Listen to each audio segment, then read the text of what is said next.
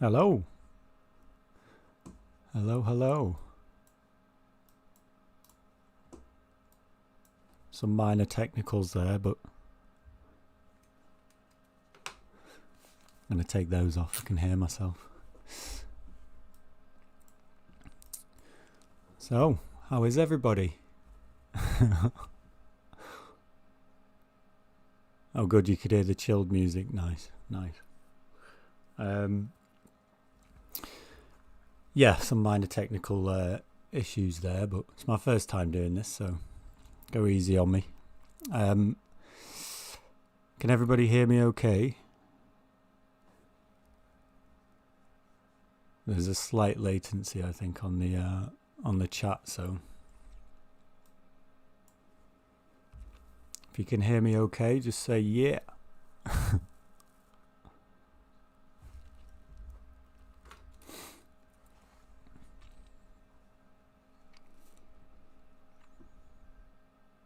Yeah, cool. Good, good. Well, hi. It's good to be finally doing this. Live streaming a little bit of my process. I decided to do this, a specific part of my process, because mainly it's because I'm at this part in my sculpt already, and it just seemed like a natural thing to do. But also it's a bit of a learning curve for me to teach myself, if you like, a little bit more by teaching you certain bits of the process.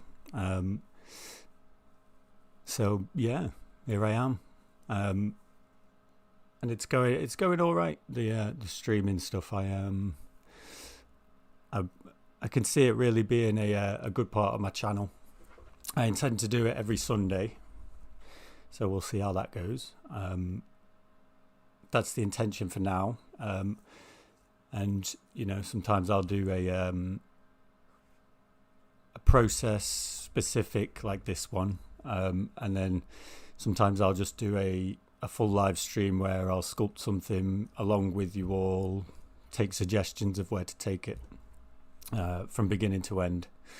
But yeah, we'll see how it goes. So yeah, today I am taking a sculpt that I have nearly finished. It's not quite done yet. There's a lot more detail in to go, as you'll see, to 3D print. Oh, nice. Got your notepad and pen ready, Geordie. Nice. So yeah, I'll try and be concise enough and clear enough. But yeah, keep asking questions, keep engaging. I'll do my best. I couldn't figure out how to put the chat over the what you're seeing. You know, I'm learning all this as I go, but the main bit you'll be able to see anyway. So just a little bit about me before I start. I've been using Zbrush since my first year of uni or college in 2009, and since then I've started working in the visual effects industry 5 years ago, and at first as a CG generalist, so doing, for lack of a better term, doing keying, de-rigging for a stop motion animation studio, and since then have by incessantly sculpting on my lunch breaks and using the copy of Zbrush, have been kind of ushered more into the character designing, rigging role. So kind of molded it a little bit to my will. And Yeah, so in the last 5 years or so, been using ZBrush pretty intensely, especially in the last three. And around 2 years ago, as you can see behind me, got into 3D printing. Bought myself a Anycubic Photon in 2019 or 18, and started finally being able to print my sculptures. And then upgraded to an Anycubic Mono X, just bigger. Was able to get it to print bigger, and was able to print some of these that you're seeing behind me. They're just some of my prints, and that's why I'm here today. I think this is a great part of the process, even if you're not a 3D printer or 3D printing person. I think you can get a lot out of it still. There are techniques in optimizing your models and techniques of organization and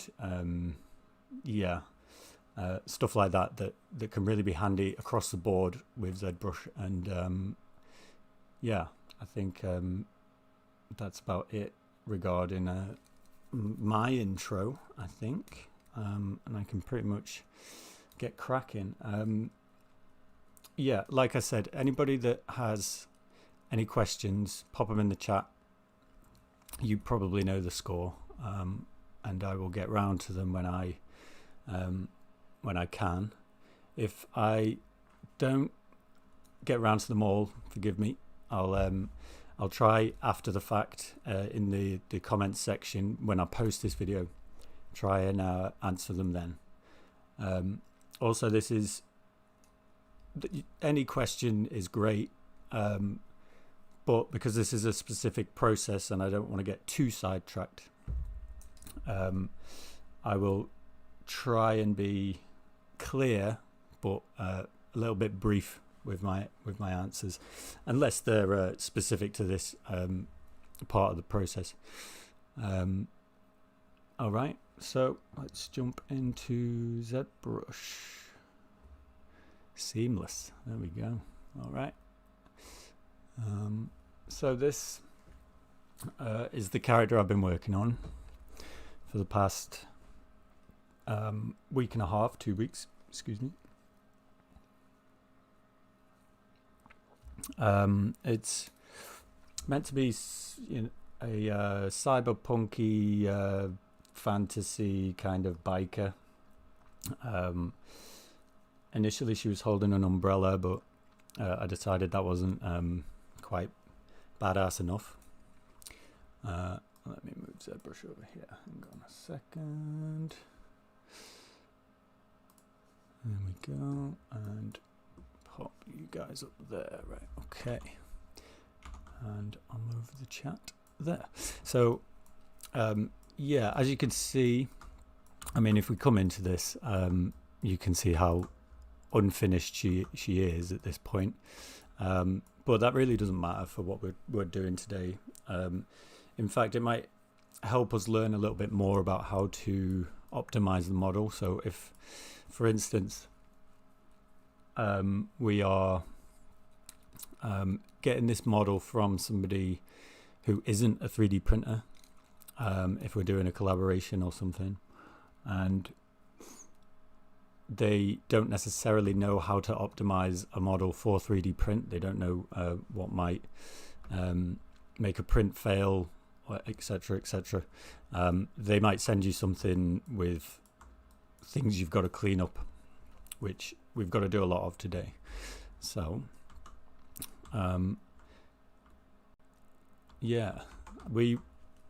so basically the cleanup for 3D printing is to prevent certain things that when we are printing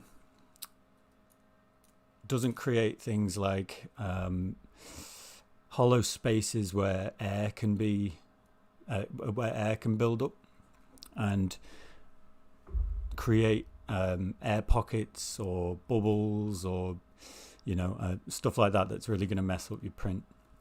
So we need to do that, but we also need to slice it up into component parts, and this is done because we need to make sure that this thing can print quickly. So if you slice it up, then you can lay multiple pieces on the bed at once, and it will print a lot faster than if you try to print the whole thing. It will be far less complicated in the printing process if we have an arm, say, on its own to print that and add supports to that, than it will be to print the whole thing. It would just make your life a hell of a lot easier, basically. So I've kind of got this to a point where I can have a stab at it now, and looking at it now, there are things that are going to give us many problems. Not only because they're all in separate bits at the moment. You see, you've got we have the eyes and the internal teeth, which are all hollow. If I just double that so we can see inside it, these are all hollowed out. So essentially that has 0 thickness in real world terms. It's got a front and a back, so we can see it does make up an object, but it has literally 0 thickness, so that it wouldn't be able to print anything close to that, basically. And things like the hair here, I haven't got around to doing a underneath a hair base for her. So she just has these hair card thingies on planted on top of her head, and you can see that some of them don't actually intersect with the head and such. So there is some slight editing that needs to be done, and some of it can be rough because it's behind the scenes, and some of it will have to be more technically done, whilst at the same time retaining the sculpture's integrity. If you were getting this from somebody else and you messed up the sculpt, then they wouldn't be very happy. So yeah, basically how we would start with this is we would look over our model and decide where are the best places to put seams, which are the places where we are going to cut and eventually put it back together after it's printed, and how those seams are going to be hidden. So you don't want you won't want a seam, say, right through the abdomen, right through the belly button detail here, or right through these fishnet stockings or anything like that, right? That will break up the model and make it seem like it's been printed in parts. We want to look around for places where the seam can be hidden seamlessly. So right here in the sleeve, we could put a seam here, and the sleeve will do a great job of hiding that for us. In fact, you could cut up inside the sleeve and it will slot right in and just look like the arm is going inside the sleeve. Same with the belly button here and all the way around to the back. We can cut a seam there, and then if we cut a seam at the top here, we would have the belly button here, the shorts, and then the legs, boots as one part. Usually we'd print the base in one, and usually from my experience the base usually dictates how big you are going to be able to print your model. That's what's going to limit you, unless you can cut up the model somehow. Cut up the base somehow, which doesn't ruin it or anything like that, then you know you're cool. But you could work in a design into the base maybe, whereby you can cut it up and it can all come together. I've seen a few people doing that, but usually in my experience it's quite a smooth base that you want, maybe with a few details in it, and it's quite hard then to cut the base up. So right, I'll stop rotating around the model now and I'll start actually doing stuff to it. So what I'm going to start with is the body. Now the body is one whole piece at the moment. There's no cuts in it for us. If I split it up into its polygroups by holding Shift F, then we can see, if I take off the lines, that it is split up into multiple polygroups, which can help us. You see how the polygroups are in the arms there, and we can take the arm and the hand here, and we can isolate that, hide the rest, and that looks like it would be if we cap this end off, closed it up, that would print no problem at all. And so we have to do that for everything. She has this choker right here, and so this will create a really nice seam for us. So we can print the head off on its own, which is always very handy to do. And then all the way through the back, this collar is going to hide those seams for us. But you can see this polygroup is very rough. There's no way that we're going to be able to hide a jagged edge like that, or there's no practical reason why you would print that jagged edge. And that's the case for most of these. I just polygroup this really roughly so that I can isolate pieces. So what I'm going to do is hold Control W and make it all one polygroup and bring everything back. Oh yeah, another thing, if as soon as I start clicking on buttons, you'll see my UI probably looks very weird compared to yours. That's because I've customized it quite a lot. I'll do my best to remember where the actual origins of these are, but I've had this custom UI for years now, and my memory is starting to work against me regarding that. So if I say anything that, or I click a button that you're like, where is that in my version of Zbrush, then just pop it up on the chat and I'll make it clear. Zbrush does an incredible thing where if you hold Control and hover over a button, it actually tells you the button path there at the bottom in faded writing, and it'll do that for everything. So they clearly saw me coming. Okay, so I've polygrouped the whole body, and what I want to do is create a lovely seam along this choker so that we can seamlessly chop the head off. So what I'll do here is I'll just move the choker up if I can find it. There we go. Just move the choker up and then the body up to the top so they're both together, and then I'll isolate two of them, and then try and get this as best I can, and I will go to my select rectangle tool. In fact, I could do this with the clip curve tool, but I'll just, no, I won't.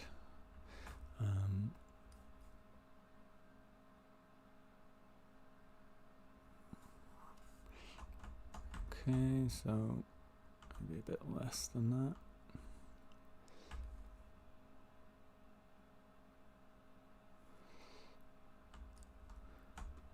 Okay, so we want to make it so that the whole of the neck above that choker is gone. So I could probably cut in, to be honest, a little bit further in, and then flip that round. Lovely. and then hit Control W, and then we have a polygroup where the border of this yellow and green polygroup is no longer visible. That's what we want. So if I bring back everything else, we'll do the same for the arm. And this is just to dictate where the polygroups are going to lie. I'm using the body because it's the biggest piece. And from that we'll be able to figure out where the subtools like the jacket and the bangles and the baseball bat, what part they are, what part they should be assigned to, i.e. should the baseball bat be part of the arm, or should it be part of the shoulder or the torso because it's interacting with both, or the little weasel's tail here. There's a slight interaction here, so if I do this on the largest piece and change the polygroups of them all to distinguish just what is going to be part of what, and for this, which we could have done with the rest, to be fair, there's a million ways to do things in Zbrush. What I'm doing is holding Control and dragging on my model to create a mask there that follows the topology of the body. And then if we flip that mask, it's going to select the whole arm from that point. It's very close. I think that'll do. Control W and create a new polygroup, and then we will do the same for the legs. I will drag on there, make it as clean as possible. And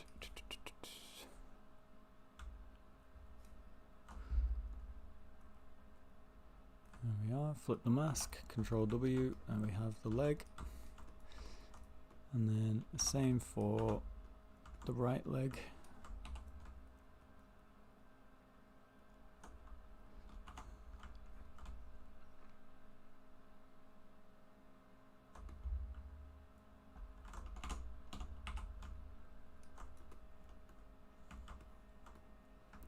Flip the mask, Control W, and there we go. So these 1, 2, 3, 4, 5, 6 polygroups kind of start to help us understand how we're going to start splitting this model up. I think because she's crossing her legs, this makes our life a lot more difficult.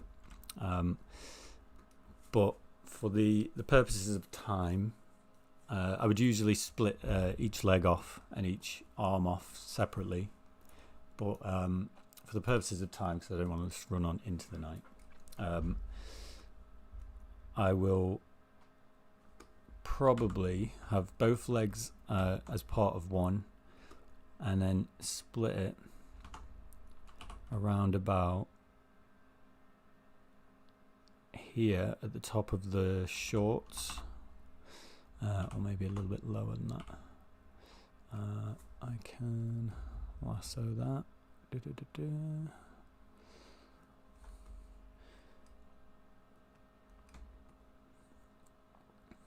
don't know why I did a cross on her legs. It's the most awkward pose to do. But hey. Okay, there we go. Oh, it's going a bit too far down. I don't think it matters. Here we go. I'll do it again. From the top. And then how I can clean that up is just clean it up with this. Maybe with a little bit of lazy mouse on there so I can make it smooth. There we go. sure that goes around. Getting it as close to the top of the shorts as I can. I'll just isolate the part we're working on.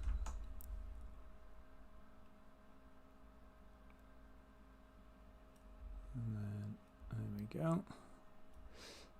I'm probably being a little bit neater than I need to be at this point. Mainly because, wrong way around. When you hit Control W, it will polygroup the masked part of the model. I'm being a bit neater than I should at this stage. Well, I say I should. You should be neat at this stage. It's roughness at this point can probably cause you more headaches than it's worth later on. But essentially, all I'm doing at this point is blocking out. We're not necessarily going to use these seams. Once we cut off all of these individual parts, we can then finally finesse them with the sculpting tools to a degree. So this is really just to split everything off at this point. Now then, I think I'm happy with how this is going to be split. Am I? So the abdomen will be part of the jacket and the shirt. Yeah, I think this whole part of the torso is going to be one part, and then we'll have the arm as part of the baseball bat, the bangle as part of the arm, and the pet can be part of its own, can be its own subtool, and it can go on the shoulder at the end. Yeah. Okay. So yeah, I think we're good.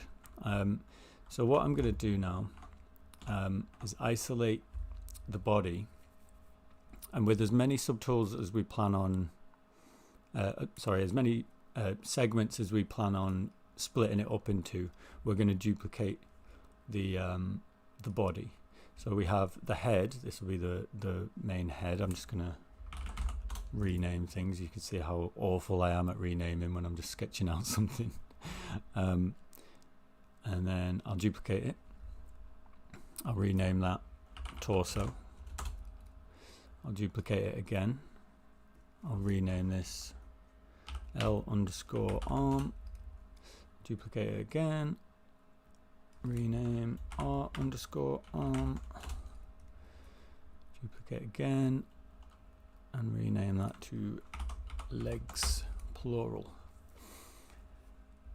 So now we have 5 duplicated bodies, whereby we can begin to separate them out.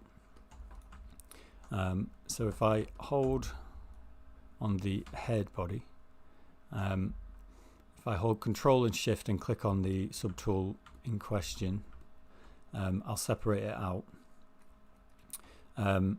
Now we do have subdivisions on this, which means it's not going to let us delete hidden.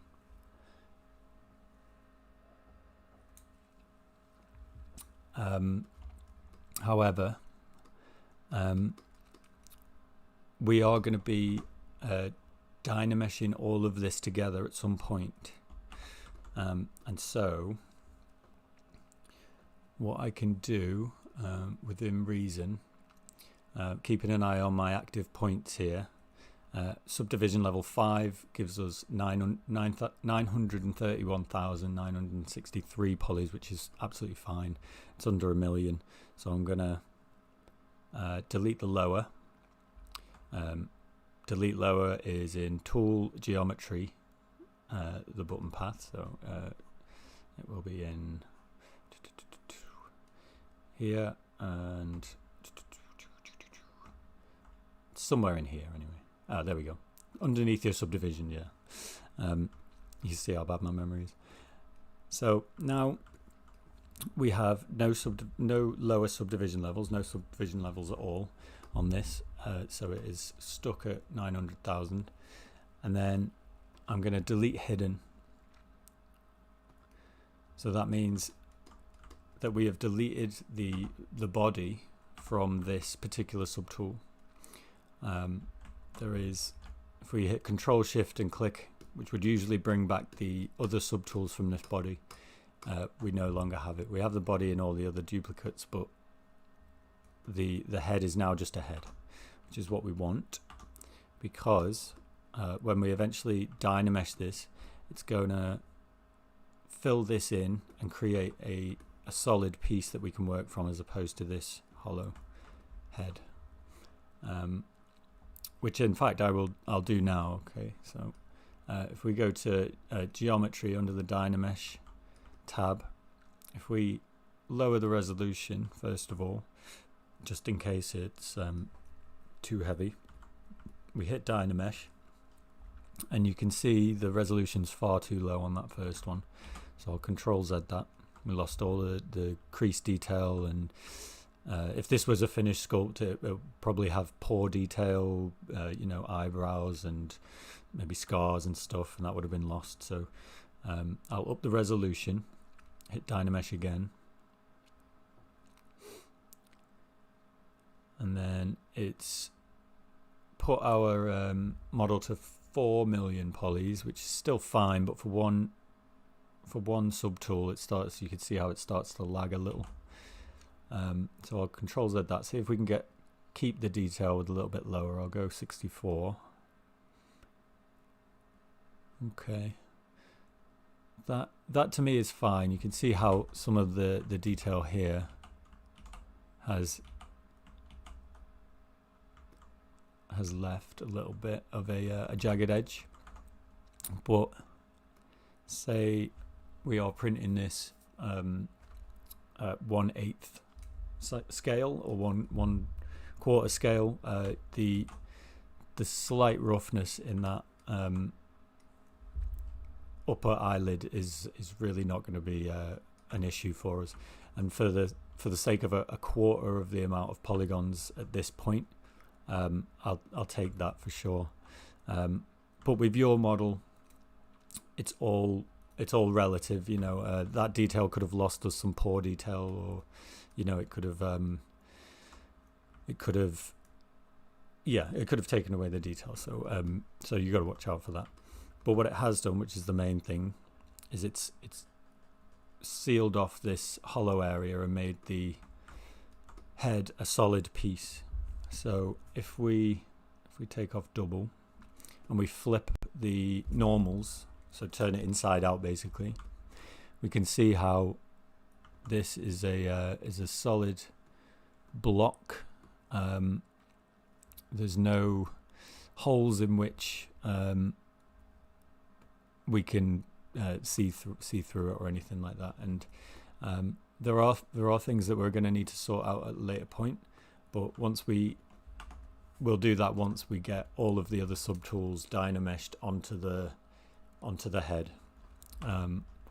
Now, so we'll do that. I'll run through that same process for our other duplicate bodies that we made. So torso, I will isolate the torso part. Oh, let me undo that. You see, sometimes the resolution makes your polygroups jaggedy, so watch out for that. So there we go, we have our torso there, and watch out for you want to make the seams as straight as possible, so that when you are eventually coming to assemble it. Oh, where is the double option, Geordie's asking. So the double option, I can actually remember that one, is in your tool palette. You've got it, okay. You've got it, nice.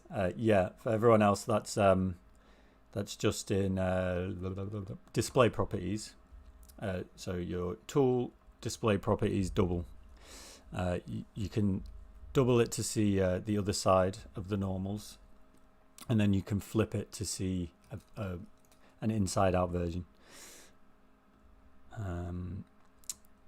Okay, and we need to flip that There we go. There we go. Nope. Flip it back. There we go. So we have our body subtool here. We want to do the same thing with that as we did with the head. So I'm going to delete the previous 4 subdivision levels. So delete lower. We'll have one subtool, and then we will delete the hidden polygroups. So Control Shift click in doesn't bring them back. The torso is on its own now. And then we're going to Dynamesh at 64 like we did with the head. I think it was 64 anyway. Usually there'd be a lot less detail on the torso anyway than the head, so that's absolutely fine. There's no skin detail on this one yet anyway. So like I was saying about the straightness of the seams. So with this we have very because of the nature of Dynameshing, it tries to find the fastest route possible to seal off your model. So here we've got it tends to bow the closed hole poly group. So this will cause us problems if we don't sort it out because of just how sharp it's made this edge. You see how it bows and then creates essentially a pointed border. We will have to get rid of this, but that's very easy to do. Again, once we've got this, the jacket, the t-shirt, all in part of one subtool, then we can start really sorting that out. So just like with the head, we have isolated the torso, made it one solid piece. Now we'll move down to the left arm, and then we will isolate that.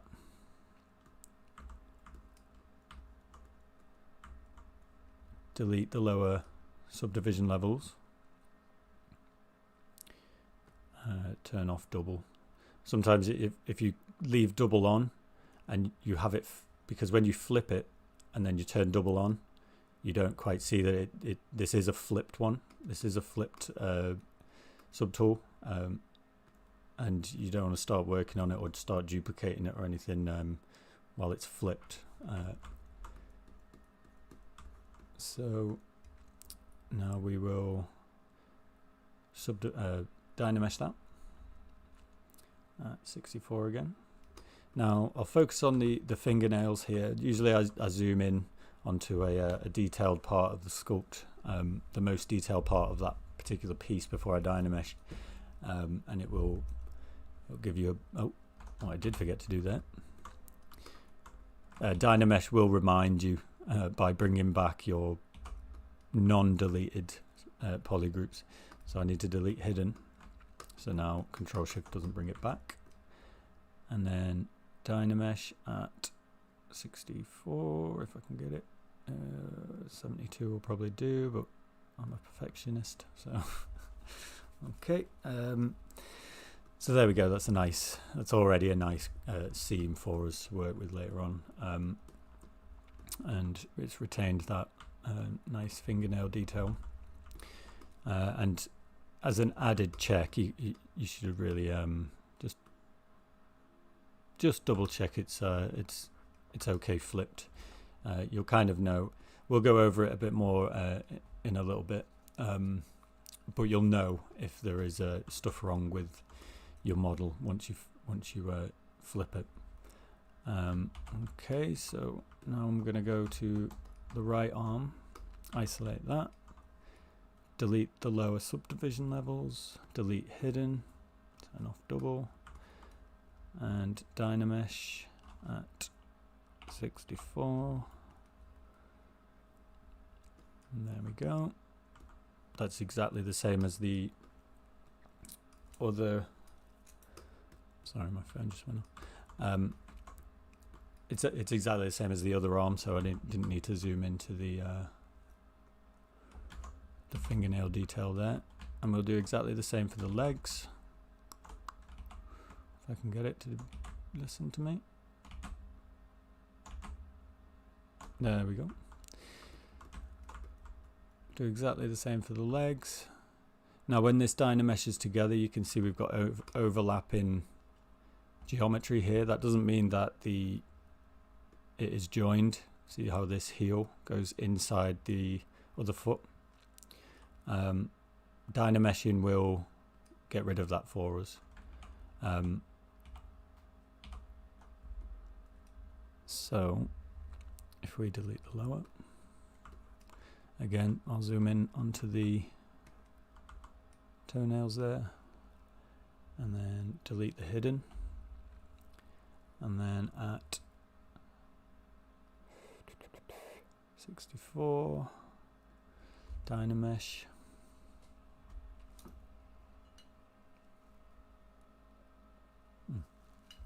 What I haven't been looking at here is the active points for the larger bits. You see how this has gone up to 4. So I'll double check. 3 million we can probably work with a piece this big. It's just every time you Dynamesh another piece to it, it's going to add more complication to the model, and therefore you're going to need to up the active points as well.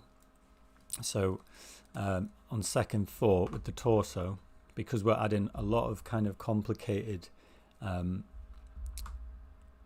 geometry, especially these zips. These zips are going to take quite a lot of dynameshing power to get as much of that detail as possible. It might be that we have to come to a compromise on details like that, because it is very tricky to capture all of that and stay within your poly count. Not impossible, there are ways to do it, but sometimes that means compromising on some details. So with the torso, I will bring it down. I'll just Control Z that Dynamesh, and then I will go to 56 resolution on the Dynamesh and see how that brings it. No, it doesn't bring it down. So we'll go to 32. Zoom in a little. Dynamesh. All right, now we're down to 1 million, and because of the detail here, if I Control Z that on details like the flat of the chest, you can't. There's nothing there to show us that anything has changed, so I could bring it down even further. And then still 1 million, 16. All right, now we're at 288,000 as opposed to 3 and something million, and we haven't lost any detail basically. So with that, I definitely think, double check each piece. So don't listen to what I said earlier. So now we'll move to the legs and do the same. With the legs, we have a bit more detail going on, but in fact, it's going to be under the boots, so we don't really need to worry about the detail on the legs too much. We could probably bring it down to 16. We'll try 16, see what that does. We're at 1.145 million. Oh, let me just hit escape on that. I accidentally clicked Z remesh. So with this, we have gone a little bit too low.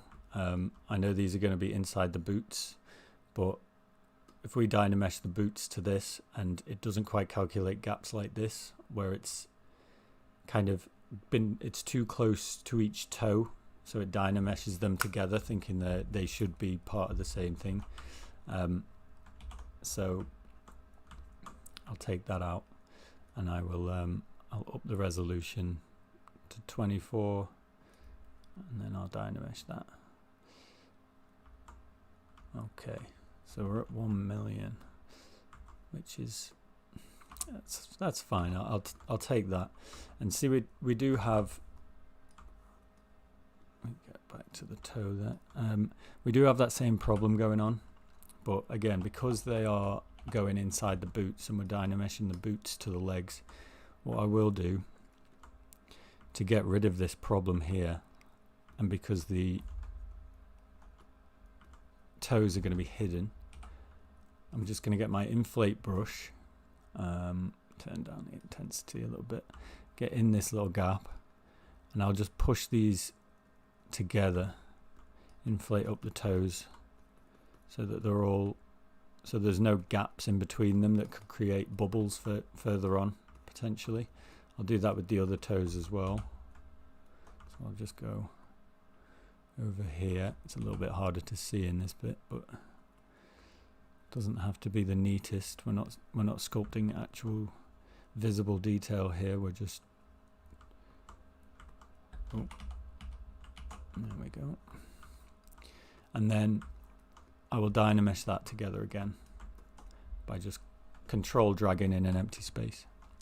So now we have a lovely dynameshed together the legs, and then if I flip that, we can see how there's no awkward bits for us to work on. You can see how the toe is intersecting with the leg there and creating a gap through, but that's absolutely fine.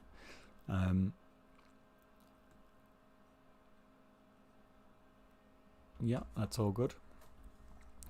So if I flip that round, now we've done that, and I bring back our other pieces, you can see how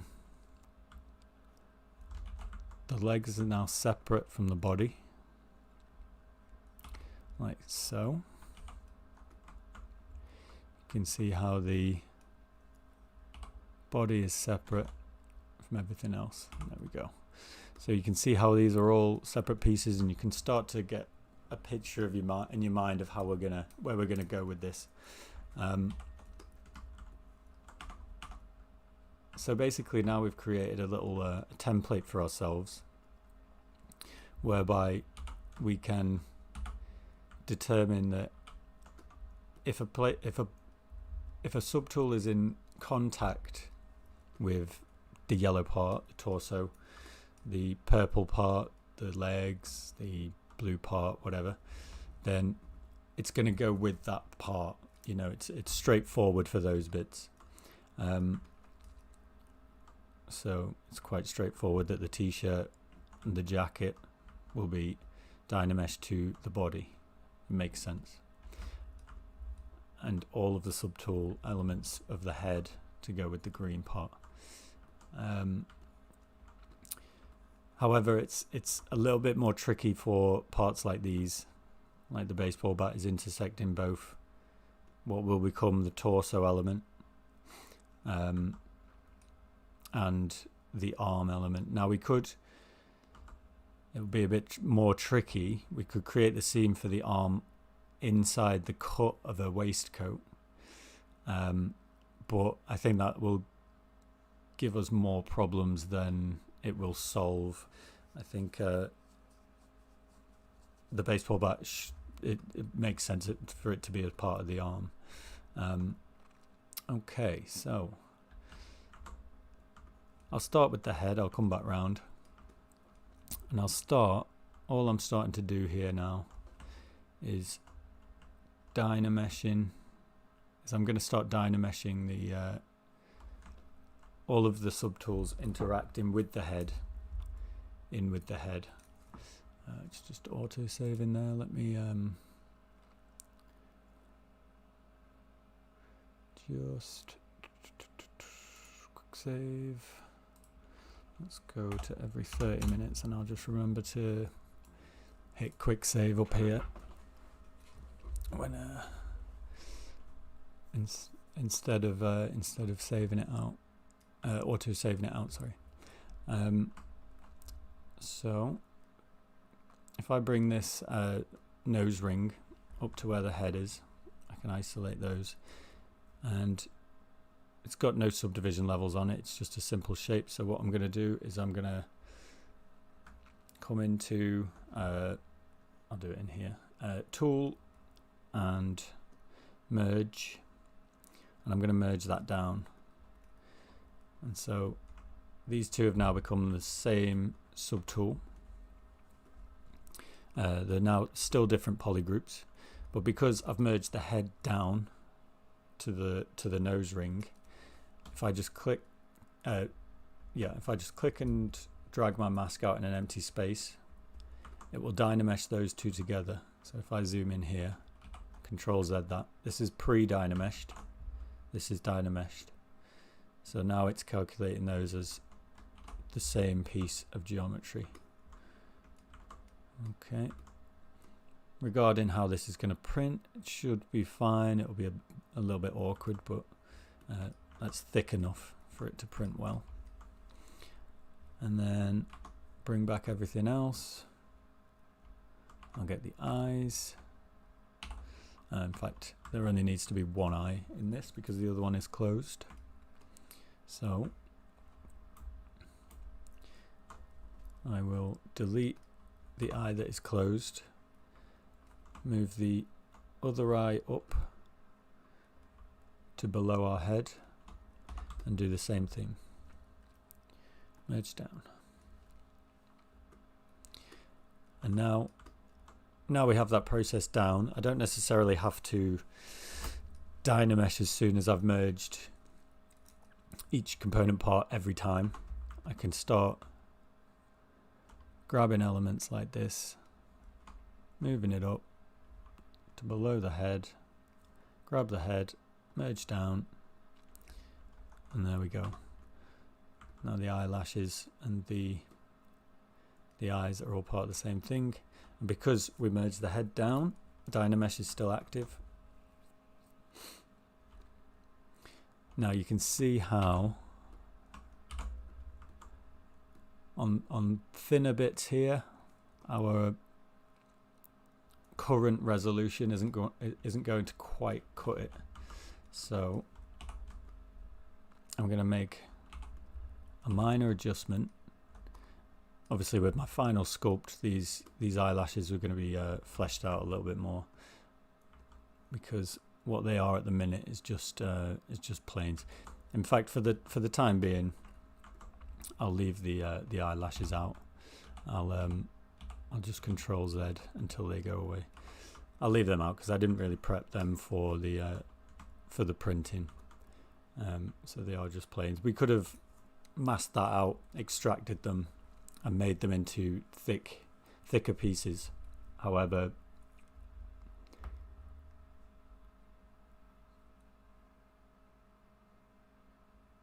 yeah.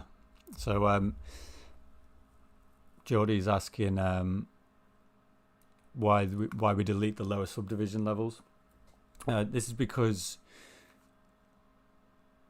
the calculation of Zbrush is if you merge something down, if you delete hidden, it has to be on the lowest subdivision level of that particular item.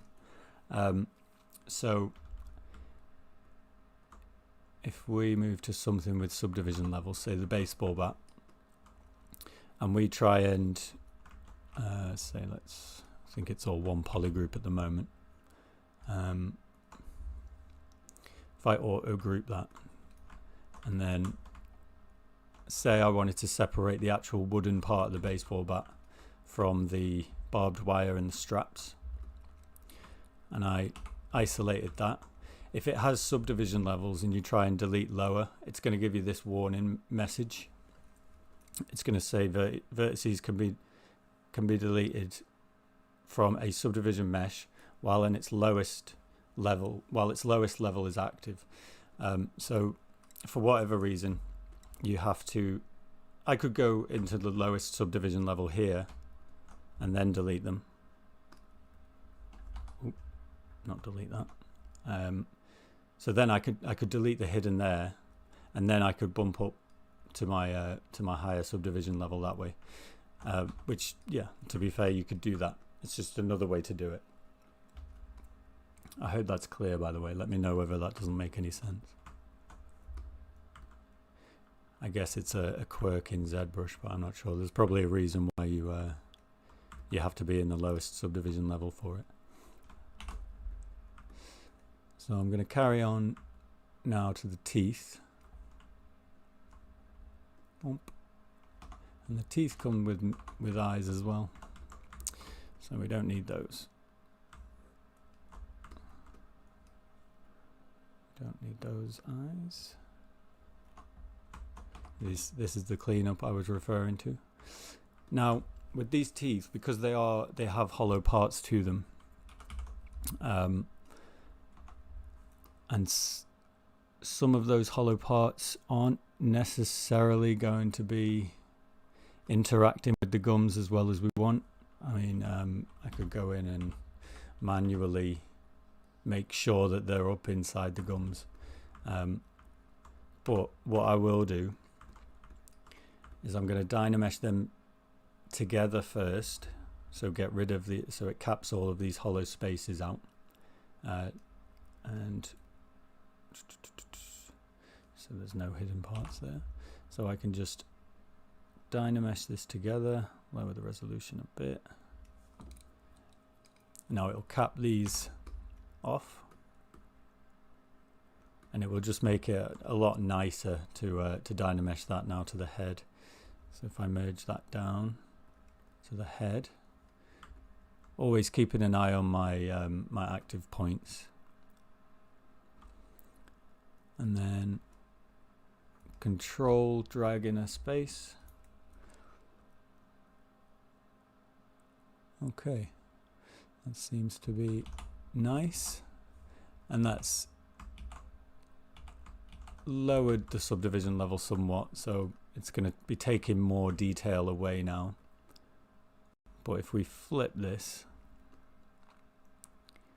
we'll start to see that now, because we're bringing in more complicated shapes into the Dynameshed head, there's going to be some strange things happening here. And this is because, if I flip that back, this is because some things in the tiny little gaps here are overlapping and, you know, cutting in and making little caves, if you like, inside the geometry. These are a big no-no when you're 3D printing, because they can create air pockets, which will ruin your print basically, or worse, damage your printer. And so we will come in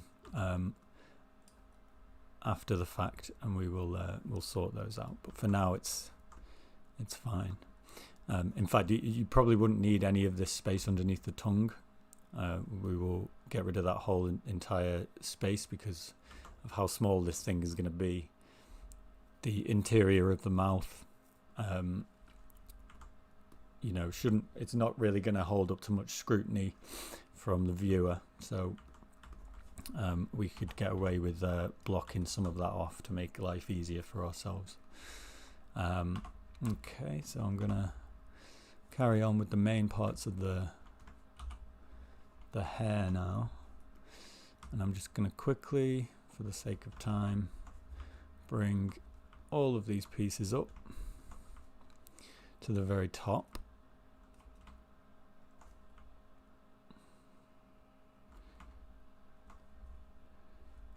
Okie dokie. Do. Okay, is that all of the hair? It might be, and the bobbles as well. And the more detailed your model is, the more you have to think about things like this in the mouth. With this, because it's unfinished and it's so low detail, fingers crossed, we don't run into too many of those problems. You never know though, with a live stream. I have heard it can be live television can be problematic. Okay, so is that up at the top? It is. Okay, so I'm now going to move. I brought all the hair pieces up to the top, and now I'm going to move the head above all of those. Make sure none of the hair pieces have subdivision levels. Delete the lower. Delete the lower. Just double checking the. I know the poly count is quite low, but just keep an eye on them when you're deleting the lower subdivision level, that you're not leaving yourself with a ridiculously high single subdivision level, because your computer will start to lag. Okay, now what I'll do is I'll just merge the head now down through all of these hair pieces.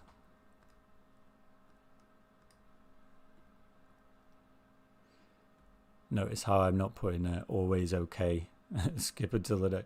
So usually I would, but because it's a live stream, I need Zbrush to double check I'm doing the right thing. Okay, and it's two more. Because merging down is a non-undoable action, so could really give us some stress if we do that. Okay, so now what I'll do here. So this will all be one piece. You see how we'll have the hair, the head, the bobbles, the eyes, the nose ring, the teeth, all part of one. And I nearly forgot the choker as well. So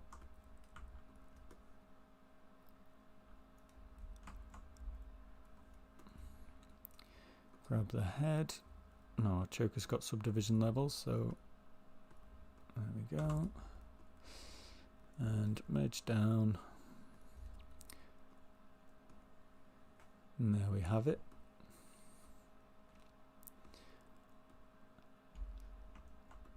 Now,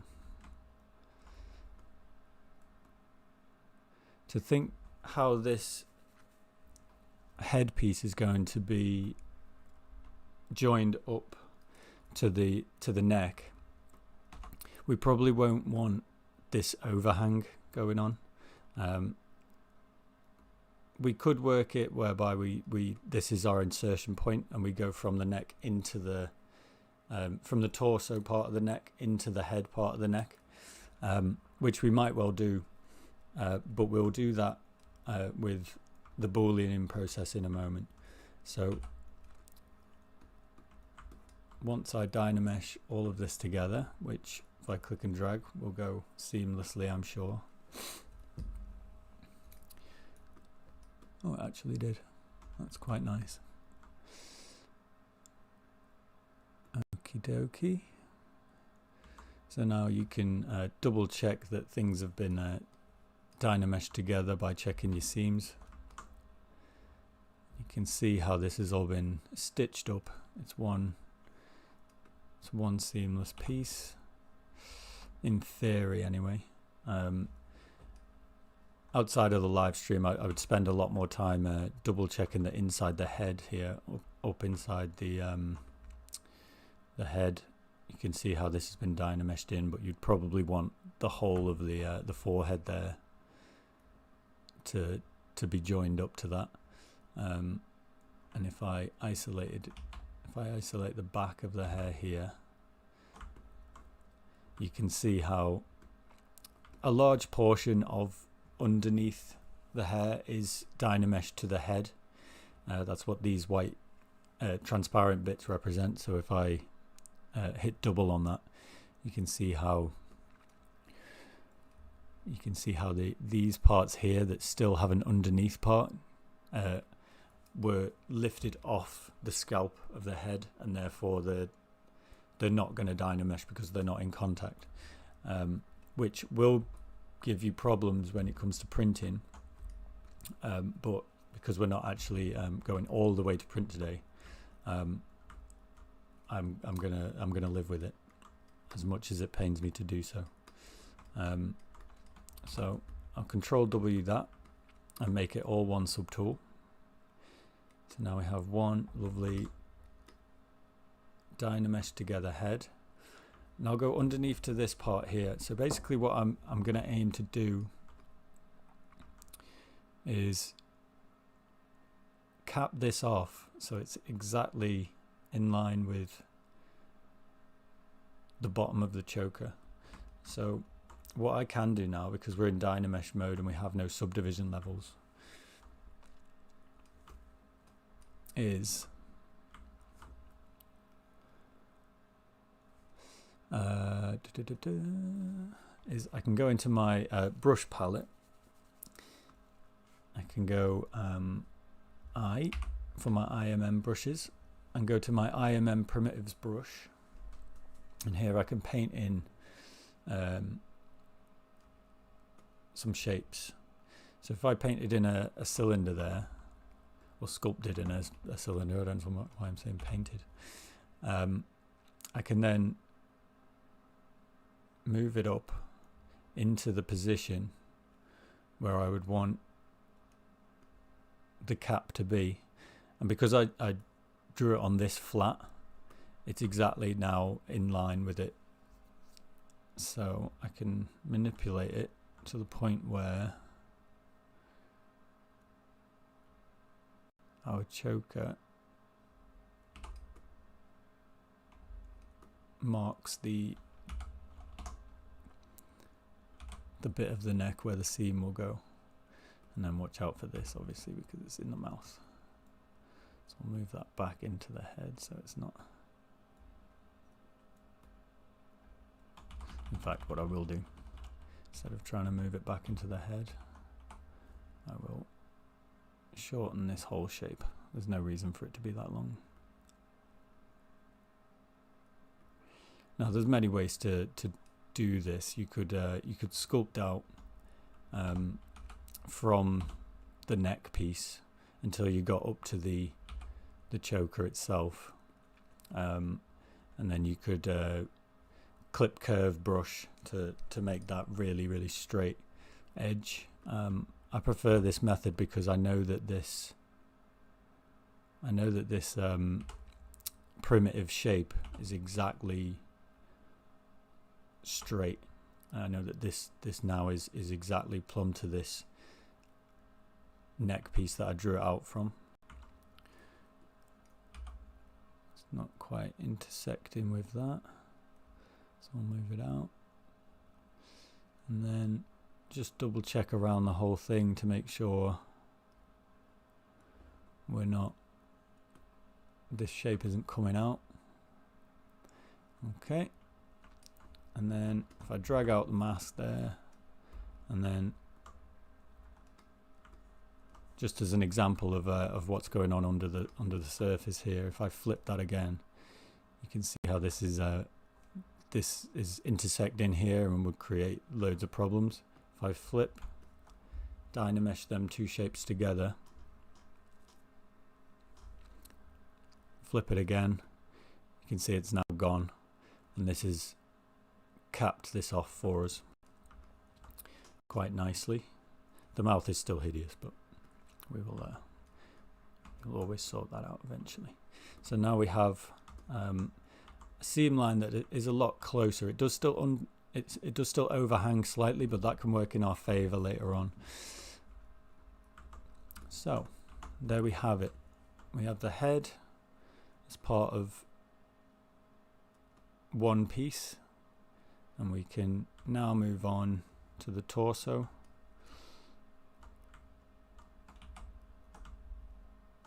There we go. So if I do the same thing, if I grab the t-shirt element, move it up, and then I grab the jacket element, move it up, this little sash thing, move it up, belt loops, move them up,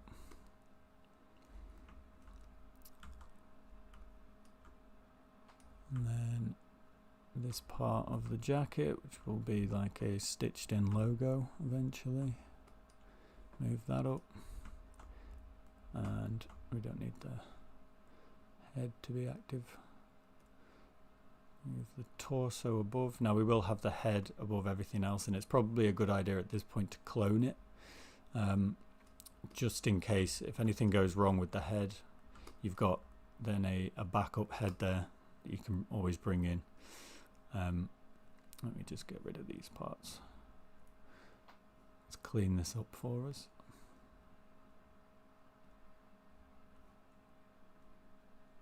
I'll try not to be gung-ho with this deleting all stuff on a live stream, but I will go. There's the umbrella that became a baseball bat, and the clone of the legs. Right, I'll keep the rest. I'm afraid I'm scared I'm going to delete my actual model. Right. Cool. So now we have the torso and all of the elements that we're going to add to the torso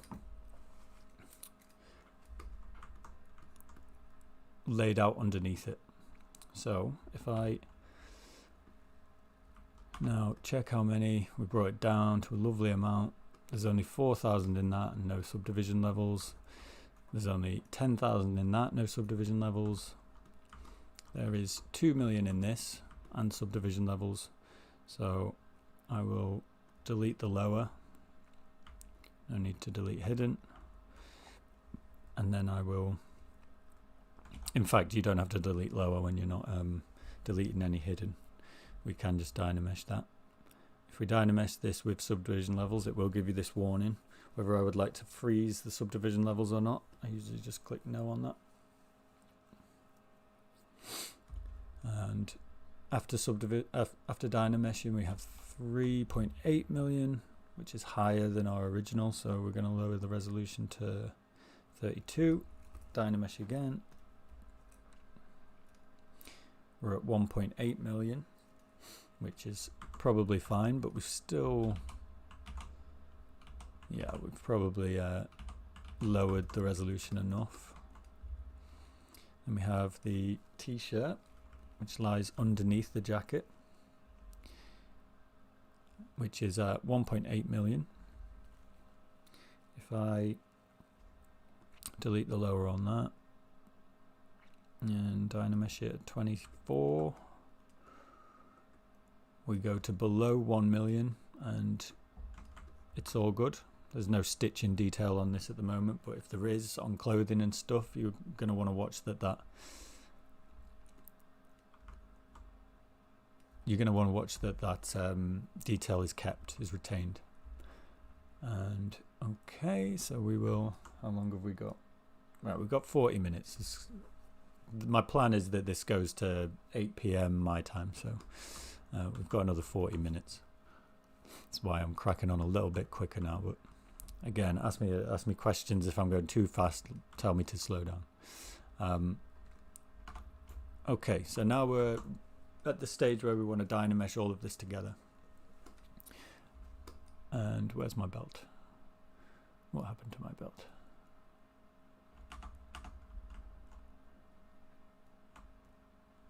Did I delete the belt? No, I didn't. I just didn't move it up.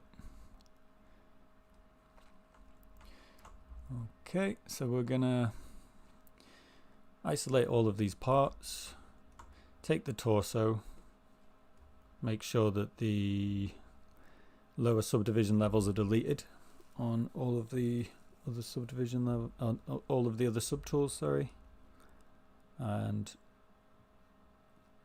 Dynamesh them all together. Sorry, I missed out the belt there. And then we're going to start merging down. Now, keep an eye on as well, because I know we have 1 over 1 million there. We have 800,000. Keep in mind that you're going to end up with all of the active points here adding up because you're merging them all together. Just make sure that you're at the end of this process, you've not ended up with more polygons and points than your computer can actually handle. On a really detailed piece, this is probably not the way I would do it. I will show you another way to do it another time, but across the board, no matter what way you're doing this, you have to keep an eye on your subdivision level, your polygon count. It can get too high very quickly, and you're going to want to make sure that you're not left with merged subtools that are too high to do anything with, because that will give you a headache. So I'm going to start merging these down now. Still not going to click always OK. I'm very tempted to, but I'm not. Okay, so let's add it all adding on. And the beauty of it merging down like this is that it retains the polygroups of each individual subtool. So you can see how it's these funky colors now. It means that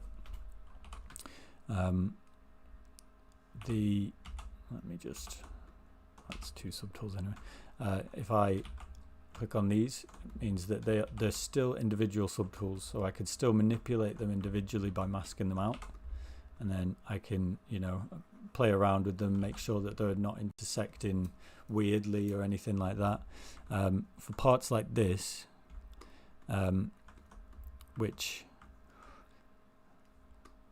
these belt loops, I mean, for parts like that, you're going to want to make sure that, for instance, they're all actually connecting with the jacket. You don't want any that are floating in midair, not quite touching, so that it all dynameshes together. Because if you're left with a floating belt loop, when it comes to print, it's either going to give you a warning saying that you have a floating part, your print's going to fail, or you'll end up with a floating piece of either resin. Especially with resin printing, it can be really harmful to your machine. So I'm just gonna quickly go over these. In fact, what I might do here is, for some reason, these are all have a little pixel of a different polygroup on them. Not sure why. But let's sorted that out. Flip that. Make them all one polygroup again. I'm just going to mask them out and bring the rest back, invert my mask, and then down here I've docked the inflate slider because it's very handy, but you will find it in your tool palette, Decimation, and inflate. So it's right here. And then what we can do there is, with just a little bit of inflation, obviously if you're working on somebody else's sculpt, then you're going to want to run this by them, this kind of thing, because this kind of thing can be like, absolutely fine. It can be not even noticeable, or the artist might come back and say, why have you inflated my belt loops? The belt loops were very important to me, which I can't see happening, but better to be safe than sorry for sure. Okay, so I can see to just digress a little bit, because this because of the way this arm is very tucked up against her side. I will address this in the sculpt before I finish it, but for the minute, it's an intersection. It's not actually up against, so that's why we have this this kind of shape here. And because the arm isn't actually affecting the jacket in any way, it's just intersecting it, we have these parts here. So these will have to be got rid of.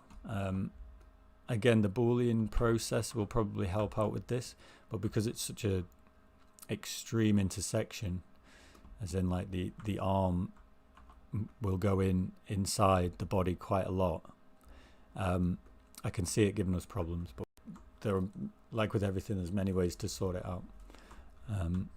Sorry, I'm digressing. So here we have this. I can't see much else giving us problems really.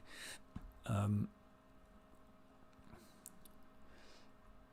jacket I can see is intersecting here all the way around pretty much.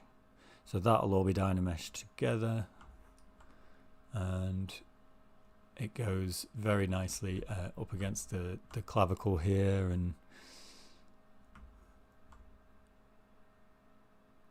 I can actually see a little bit of yellow here. So we will want the collar to intersect slightly at the back here, because we will want that to be a solid stitched up line from the Dynamesh.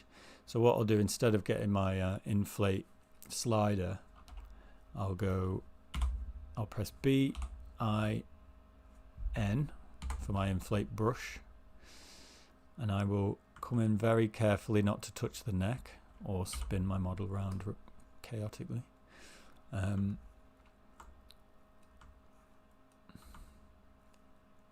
Move it up slightly, and I will inflate out this, much like we did with the toes.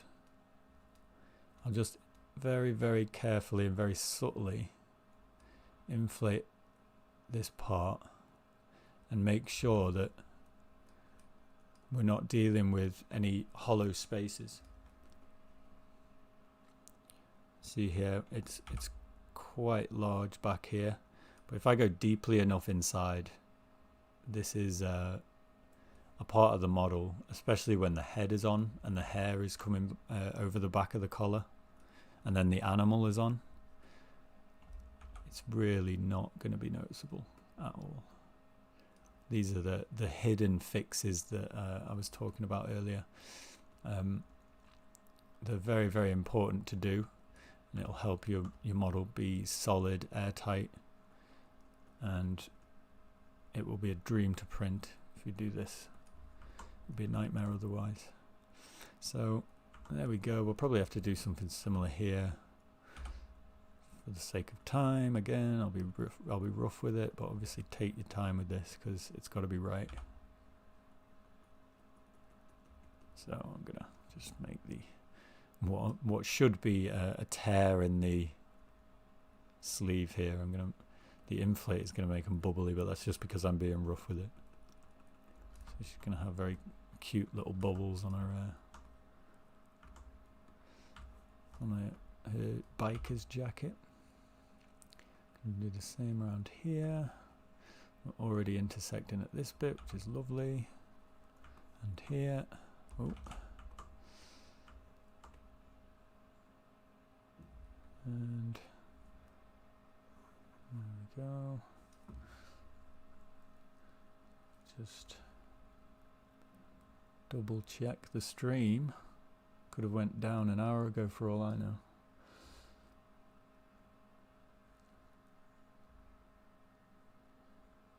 Yep, we're still good. Okay, so let's say, for the sake of time and for the sake of argument, that this is all beautifully intersected. I'm going to hit Control W. I don't need to. I can keep those subdivision levels, but I know that this is all going to be one piece, so I'll just delete the subdivision levels on that. And then one final check. We're only working at 2.6 million. So now we'll go down to geometry, zoom into the model's details a little bit, maybe just some of the seams. Resolution 32, Dynamesh. Let's see what that does.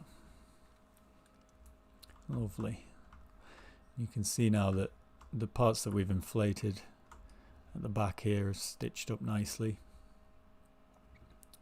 And the parts around the sleeve and inside here, all nicely done. So, awesomeness. We still have this sharpness down in the lower abdomen to sort out, but we're not quite there yet. We'll sort that out in the next stage. Okay, so now we have a head and we have a body, and they are two separate solid lovely pieces. There we go. Now then, with the arm I'm going to do the same. So grab everything that I want to be a part of the arm and put it underneath left arm. Baseball bat, make it all one polygroup for the sake of ease, and that'll be it for the arm for this one. So we're just going baseball bat and we're just going bangle, both of which have subdivision levels. So I will 1.17 million on the bat. I'll delete the lower. I don't think there's any hidden. Nope. And then same for the bangle, has no subdivision levels. So we'll go back up to the arm, we'll merge it down. 2.28 million. I'm just going to quick save here. I feel like I haven't saved in a while. Could still all go wrong. And then, so now we have the arm and the bat as one. Merge down into the bangle. And there we have it. Control W or one polygroup. Make sure our intersections are there. Now with this I can see a problem, which these straps I extracted out with no in fact I didn't extract them out. I used the slice brush to create separate subtools, and I simply extracted those, so there's no thickness to them. You can see here, if we're not on double, you can see straight through the normals, so that might give us issues here. However, I'm just going to Dynamesh it as a test to see, because sometimes Dynameshing is very clever and it sorts out problems like this for you. See, it's remarkable. I do love a good Dynamesh. I could have tried to fix that and wasted time, so I'm glad I didn't. So yeah, Dynamesh that at 80 for the time being. 1.5 mil is fine. See, there are some little issues here, which are intersections in the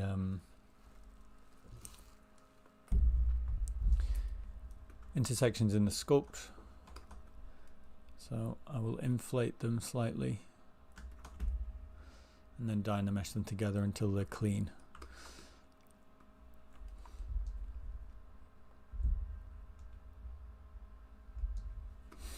Okie dokie. Now what is that piece there?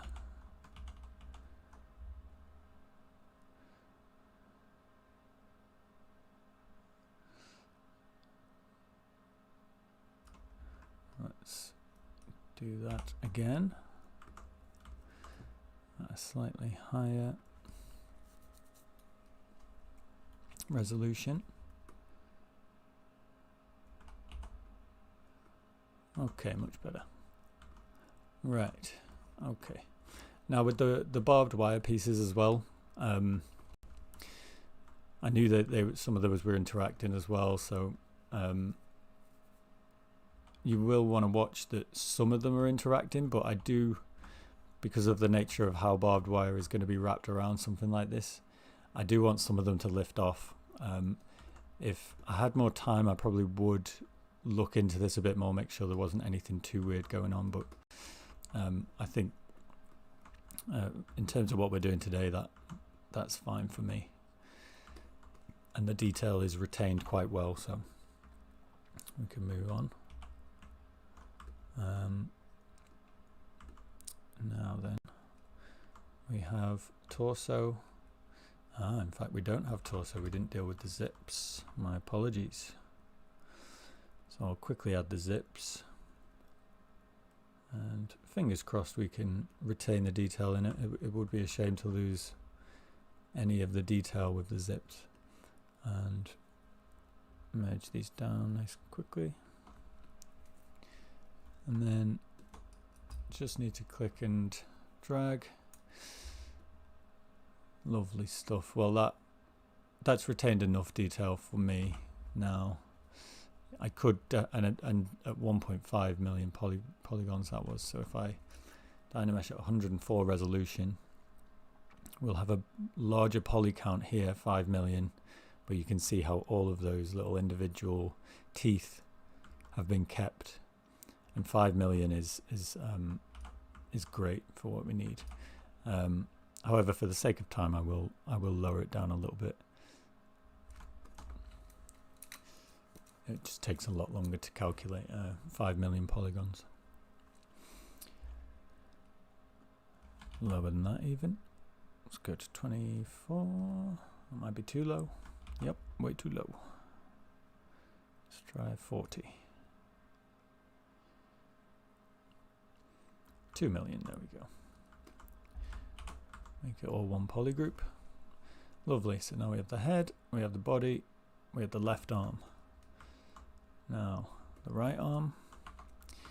Now the right arm is, if I can remember rightly, alone. It's got nothing on it. I'm going to design a tattoo for her there. So, but what we do need to watch with the left arm here is because this is an incomplete sculpt, but let's pretend that whoever sculpted it, whether it was you or whether it's been passed on, then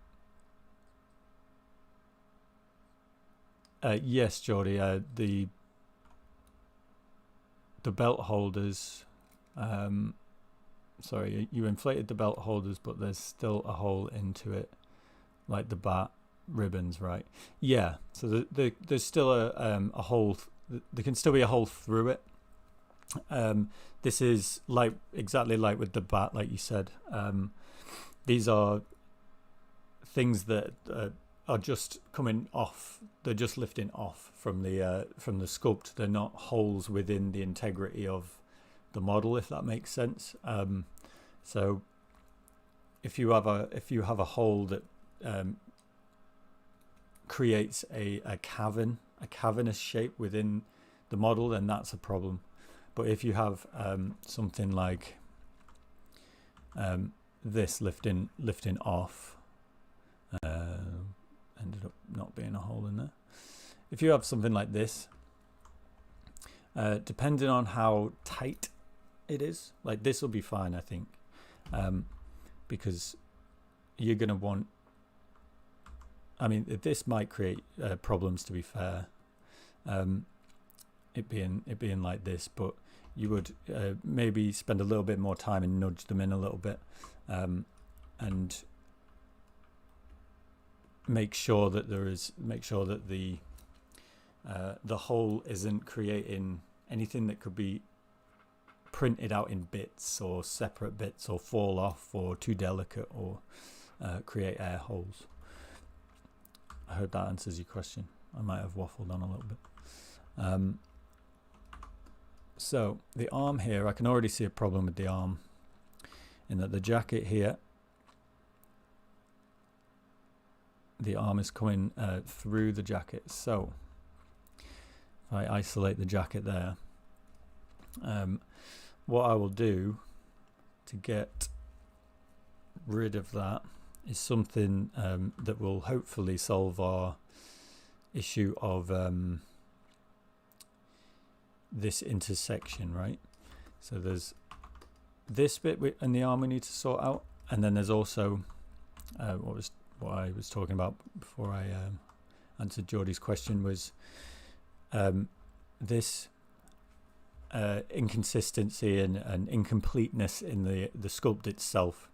Like in this case it's because it's unfinished, but there might just be a mistake in the print that you haven't picked up on, in the sculpt, sorry. that needs to be rectified, and that can sometimes mean that you have to actually rectify it in the sculpt itself.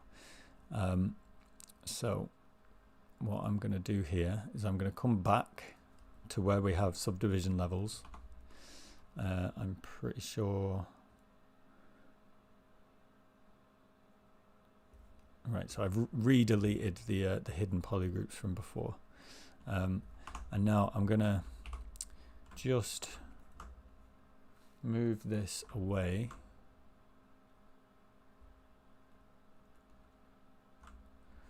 I'm masking off at the shoulder area, moving that, moving the gizmo, framing it again, get into the shoulder. Going to move that down and then up. I'm just going to move this hand now away from the shoe, which would have caused us a lot of problems. Okay. Obviously I would spend a lot more time posing that, but we've only got 20 minutes left, so we'll probably have to do this quick and dirty. So I will make sure nothing is penetrating, which it is. Oh yeah, hang on. I'll delete lower and then I'll dynamesh it.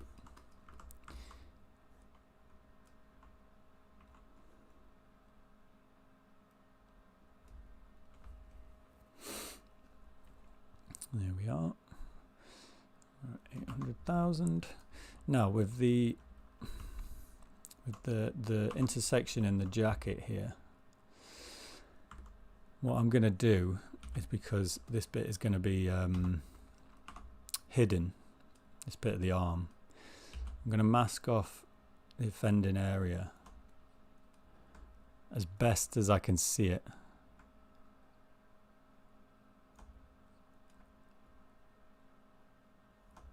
And I'm going to polygroup it. So now everything that I can see there in that gap until the seam of the jacket meeting the t-shirt cuts it off is now polygrouped into that. So then into that blue. So then I will, hopefully if it listens to me, I will isolate the arm. And I'll delete hidden.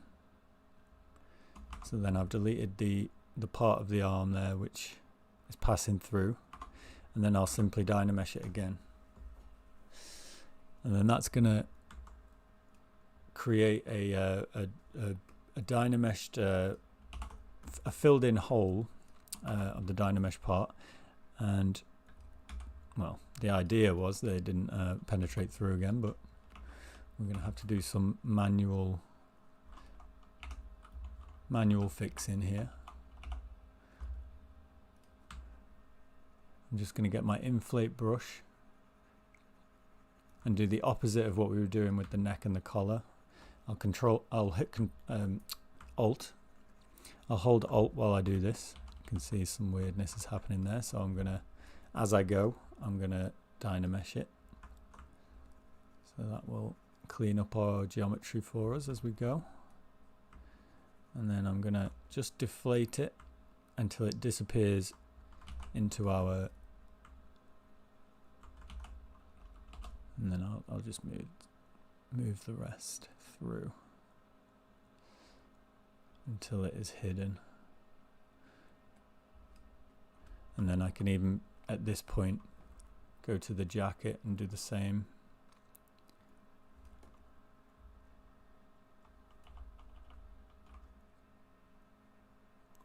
Because this bit will never be seen unless you got at this angle with a tiny model. I think you'll be safe inflating stuff like that. So now we've got rid of that. It might seem like a little bit of a messy way to do it, which it is, but this is kind of still kind of early on in the process, whereby, oh, you see what we've actually done to that now is messed up the geometry here. So it does help to look at it. I'll get my trim dynamic and I'll just flatten all this off. And again, this is all hidden. And again, it supports the messiness theory. It is messy, but it can be, as long as you are dynameshing it all off into a clean sculpt by the end of it. And then we can even smooth that off just to make sure we're all clean. And you see how that all happened behind the scenes. So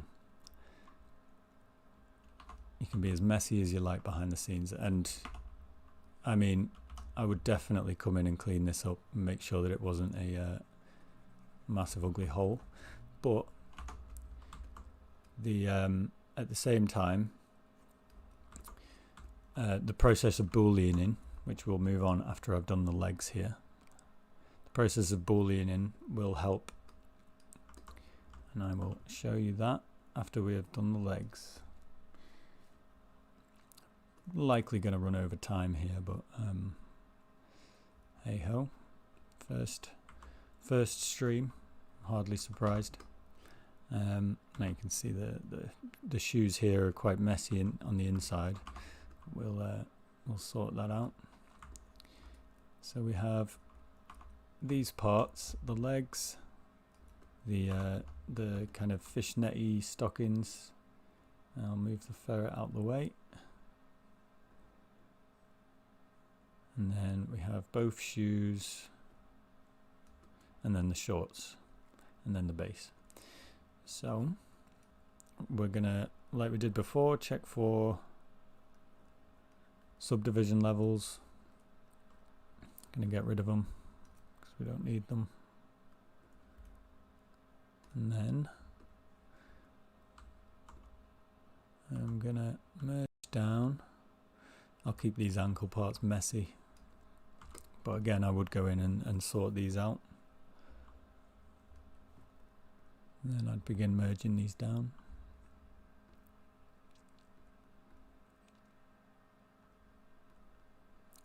Merge, and there we have it. And then the obvious details to zoom in on here will be the fishnets, which are a particularly complicated shape.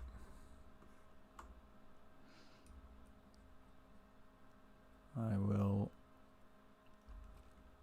come down here. I'm likely going to have to up the resolution from 30.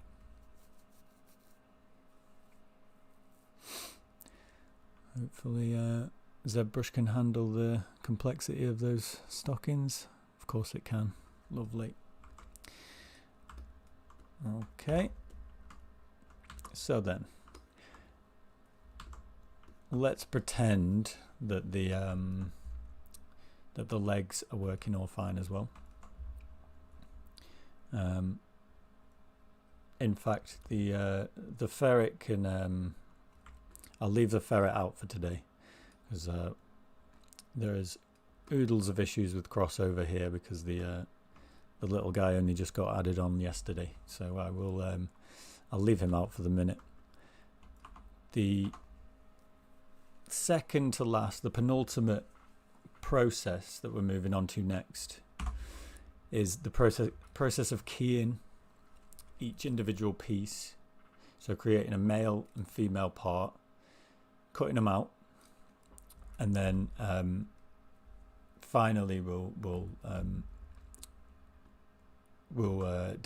decimate each piece and create an STL for it.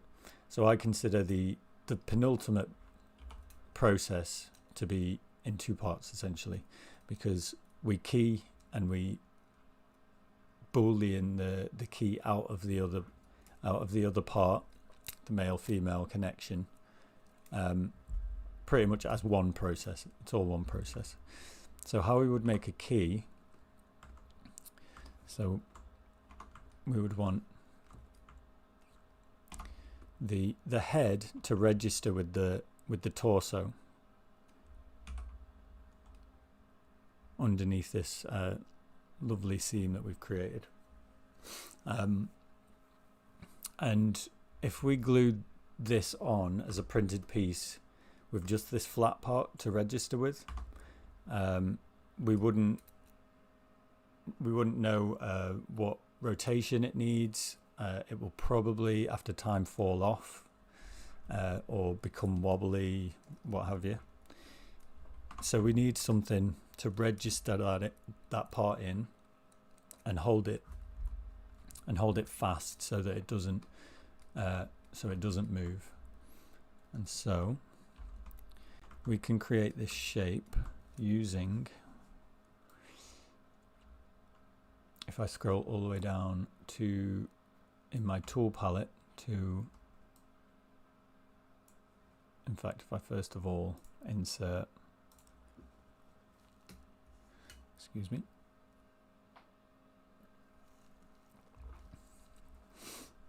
if I first of all insert a polystar, come all the way down to initialize,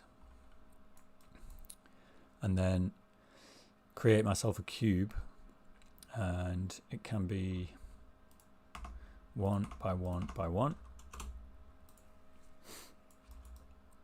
There we go. So I'll create the cube there. I'll mask out the top. I will center the gizmo, and I'm going to shrink down this top part to create a kind of square pyramid-y kind of shape. And you can kind of begin to see how this is going to be used as a registration point, a key. So I'll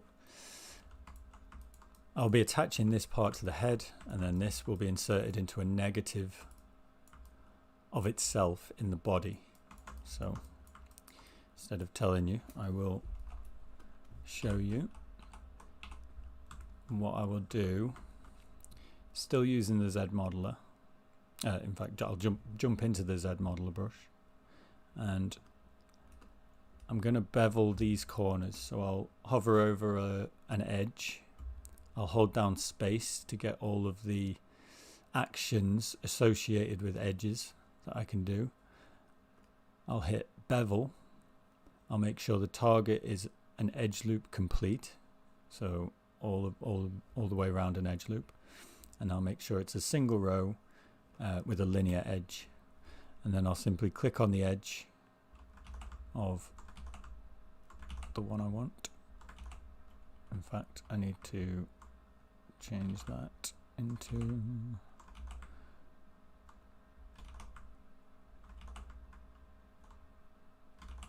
fact, what we might need to do is poly loop it. No,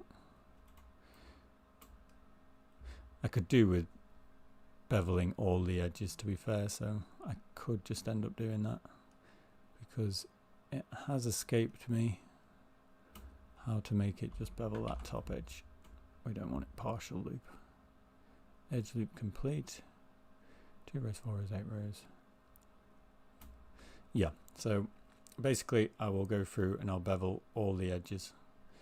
And this is just to make sure that this slides in nicely. See, now it does it.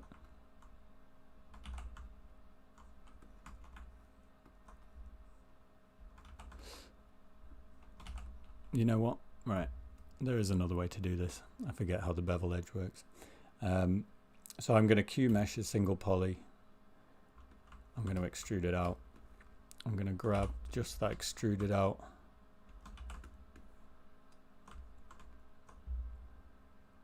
face, and then I'll bevel it manually. Screw you, Z modeler. There's always 2 ways to do it. Right. So now we have this lovely registration point with nice soft beveled edges. And now I will because I'll be needing this multiple times,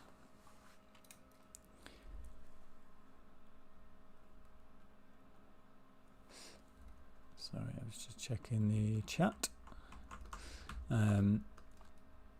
Because I'll need this multiple times, I'm going to clone it so that we have a backup.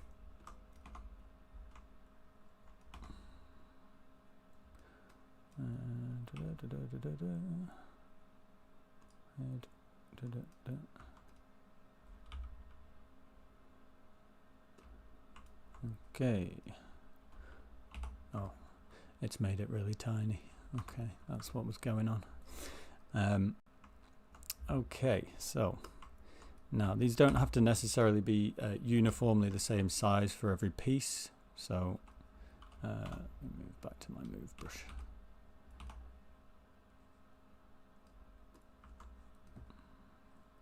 So what I'm going to do here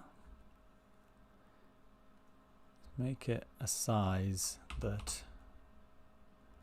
works for the head, and I'll move it into position. I'm just going to move the anchor point of the gizmo to the bottom. I'm going to move it nicely into place, scaling it accordingly.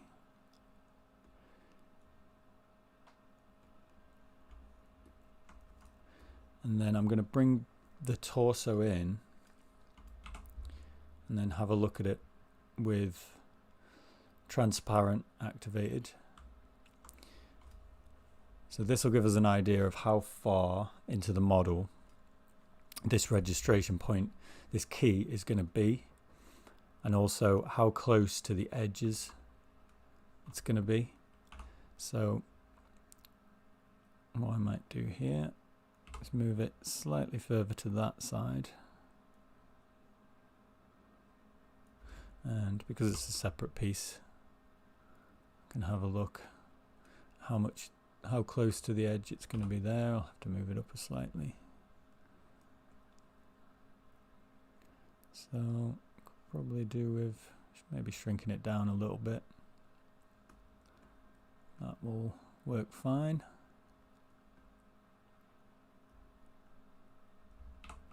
Bring back the head, make sure that all's well there, and then turn off transparent. So we have a key there, which will work beautifully to register the head, and because it's squared off, there's no way it's going to turn on the spot. And all we need to do there then is merge the head down into that key. Okay, now that key is still a separate part, so like we did with all the other subtools, control drag in an empty space and it will dynamesh that key to the head. If we flip it, you can see that that key is now a nice airtight part of the head sculpt. Now to get, oh, where is transparent? Sorry, Jody, there's a delay on this. It is in transform active. So if you go up to your transform, it's in here somewhere. I can't see it right now. In fact, if I turn it on, so there it is. You can activate it from here.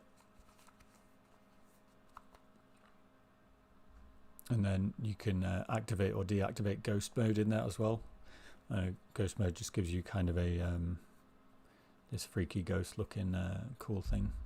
I'm not entirely sure what its functional purpose is, but it's there as well.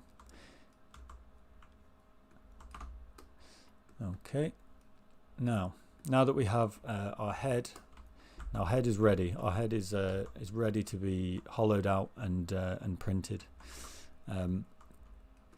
However, our body needs a negative, a female, for that registration point. So how are we going to do that? We're going to duplicate the head, because this is going to become our Boolean piece. So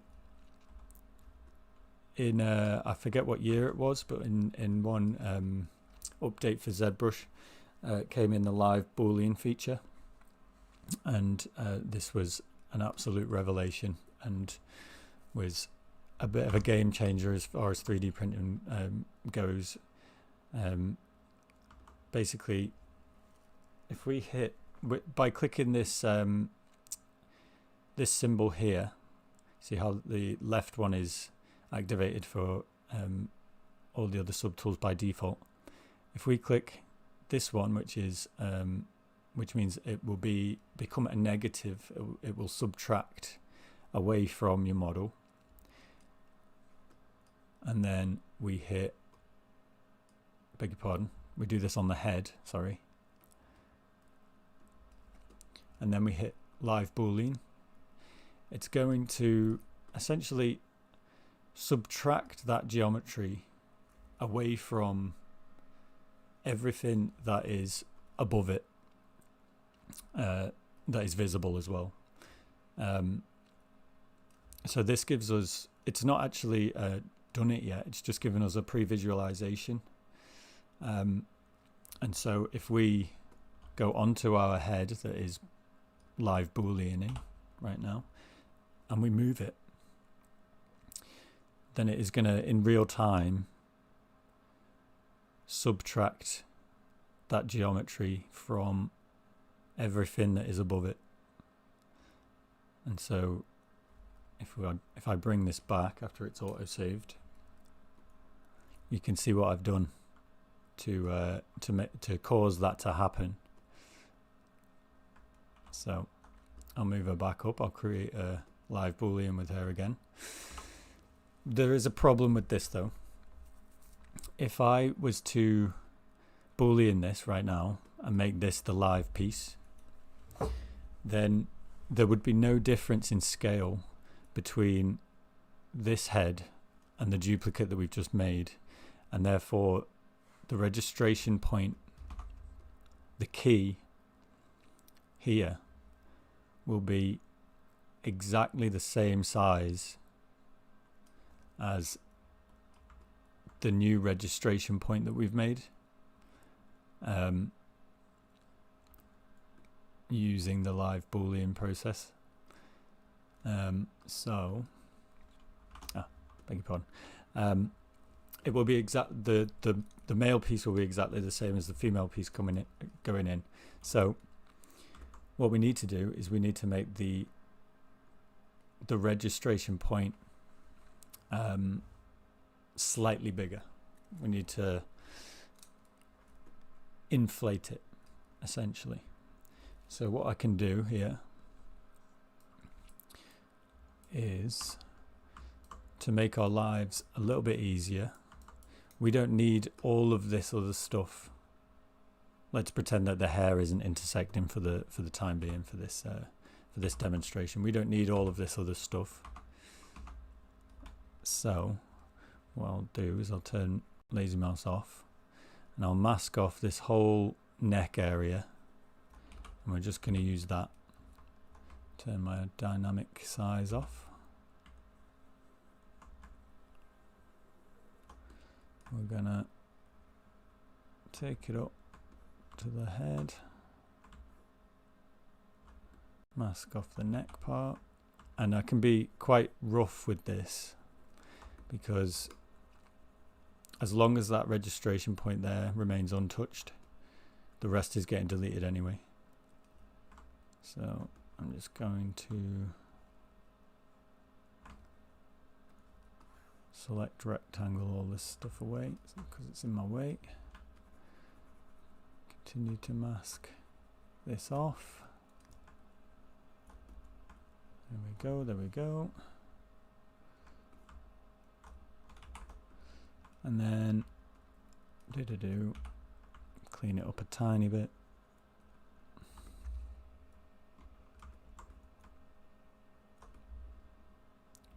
And then make it into a new subtool. And then delete the rest.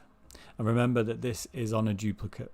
We've created a duplicate for the head, so this isn't a disaster, you know.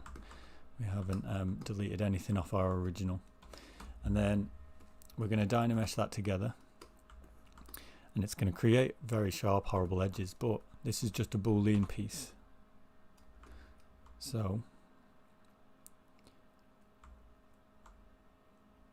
now we're working with just that piece and not the entire head. Excuse me. It's going to be slightly lighter on your CPU, as well as easier to inflate. So I'll come down to my inflate, or I'll go to Decimation, inflate, and I'll inflate by 10. See what that does. Not much. This will all depend on the scale of your model. So I'll manually inflate it, and there you can see how that's now cutting in a little bit on the corners of the neck as well. I'm going to undo that. We don't need it quite as much. It's okay that that's cutting in into the neck, because that will be the choker that we made that overhang with, so that will be that creating that registration point.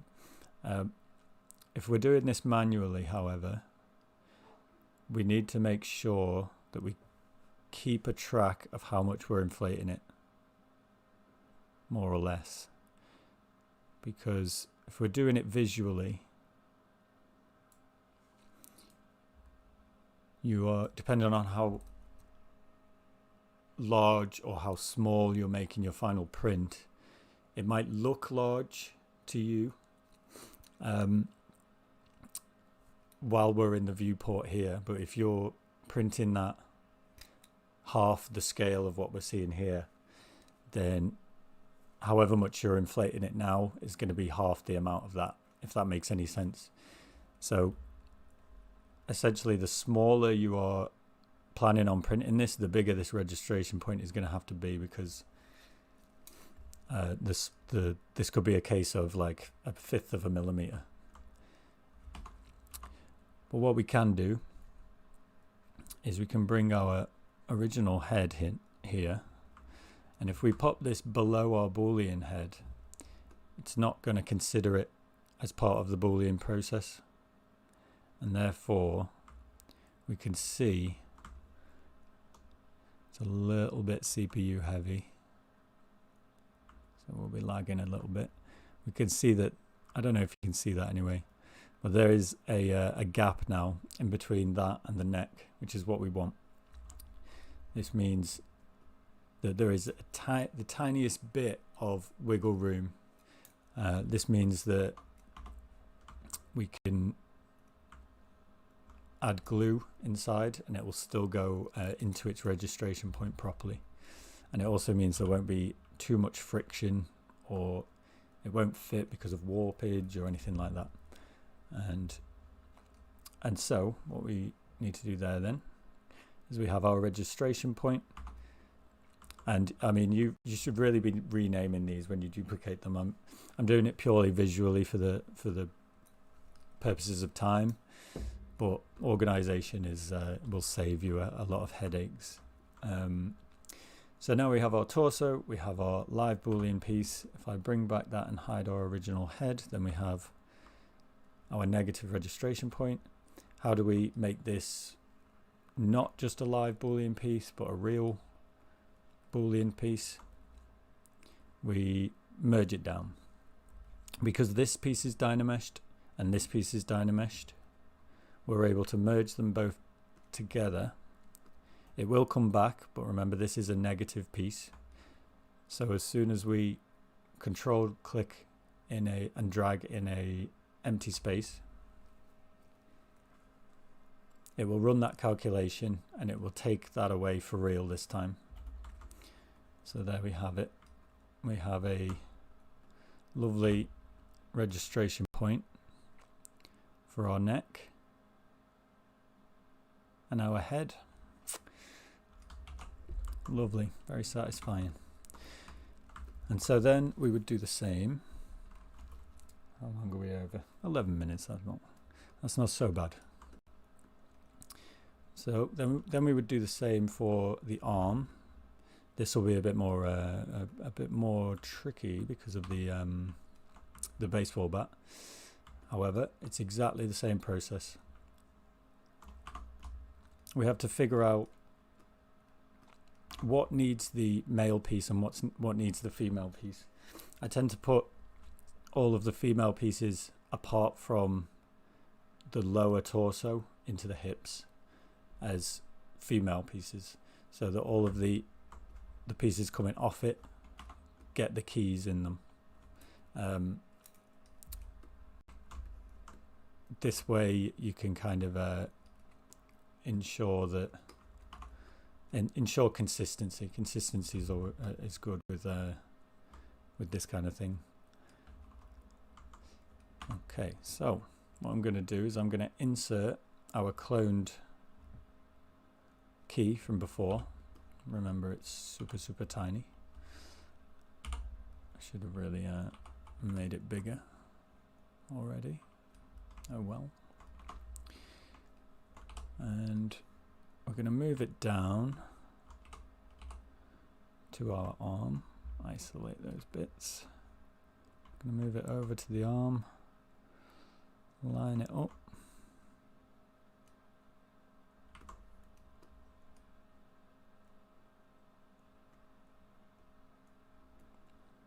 Line it up, line it up.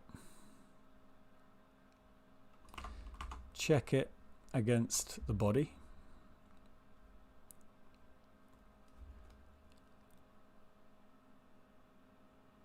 Lovely. And what I'm going to do here quickly is just make a minor adjustment to the sleeve here, because that piece is so thin. When we cut the arm out of there, I can see it's going to be too thin. So what I would do at this point is just inflate that out slightly. Obviously this is because there is not much detail on this part. If there was detail on it, you'd need to make sure that this inflation wasn't wrecking that detail. There we go. That should do. Okie dokie.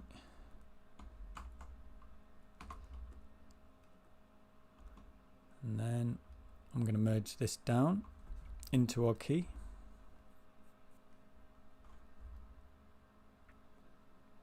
Let it do its thing. Oh. And then I'm going to dynamesh them both together. Create a duplicate. And then this is the point where you would rename this left arm boolean or something to that effect. Then you can take this part and looking at the torso, we have two intersection points here. We have the registration of the key, but we also have the bit where the baseball bat is intersecting slightly with the shoulder and the top here. The one process will sort out both these things. So what we don't need on our boolean bat is the end of the baseball bat. So I will polygroup that off, hide it, delete hidden, and then boolean dynamesh this again to cap off that edge. Turn off wireframe, and then we will delete, not delete, inflate. Sorry, I need to put a boolean on for this. So we need to put that underneath our torso, and now you can see what that's going to do when it cuts it out, which to me looks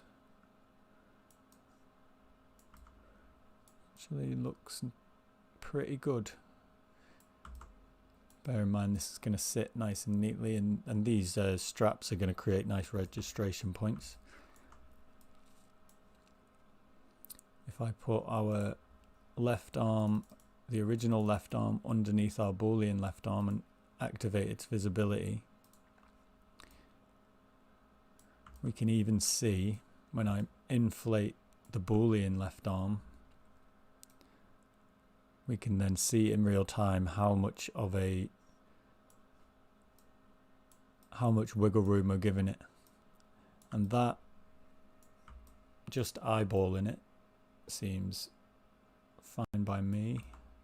You could maybe go, this is because I am planning on printing this quite large, so this would probably be maybe a millimeter registration, but we could inflate it more just to be safe, and it's probably a bit too much here, so we're gonna knock that back slightly, just slightly less, I mean. So we're gonna go back to our original, and then we're gonna hide my original left arm. We're going to take the torso, and with the subtractive button activated, we're then going to merge that down, and then control drag in an empty space to activate the Boolean, and then voila. And then we'll do the same for this arm. This arm is probably going to be a little bit bizarre, but we can see what it's going to do because of this intersection point and how we've had to manipulate this. In fact, I'll do something a little bit different here. I'm going to duplicate the torso this time, and I'm going to use the torso to subtract out of the arm before we do the keying process, because it will just be a hell of a lot cleaner. So I'm going to duplicate the torso, pop it underneath the right arm. I'm going to activate the negative, and then you can see that's going to cut that out of the arm, as well as the strap from the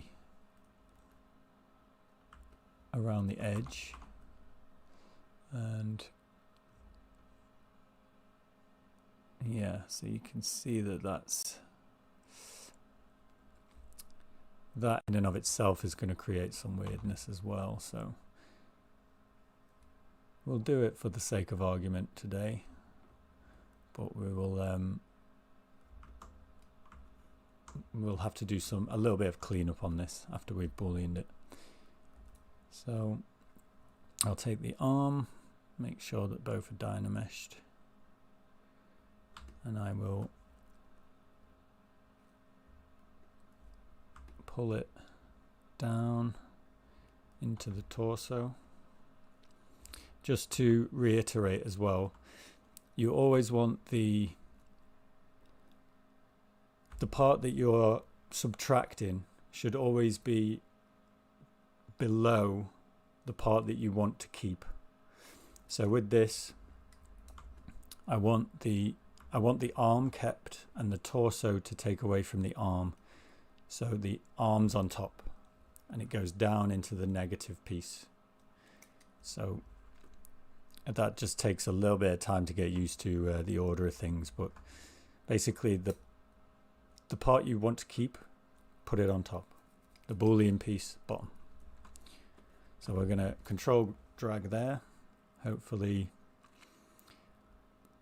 it doesn't take too long to calculate because it's quite complicated.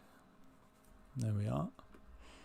Okay, so you can see now that's a lot cleaner than what it would have been if we subtracted the arm out of the body. I've just realized I didn't inflate that, so I'm going to have to just mask off the torso piece and just inflate it slightly, then boolean it off. Pretty sure that'll still work.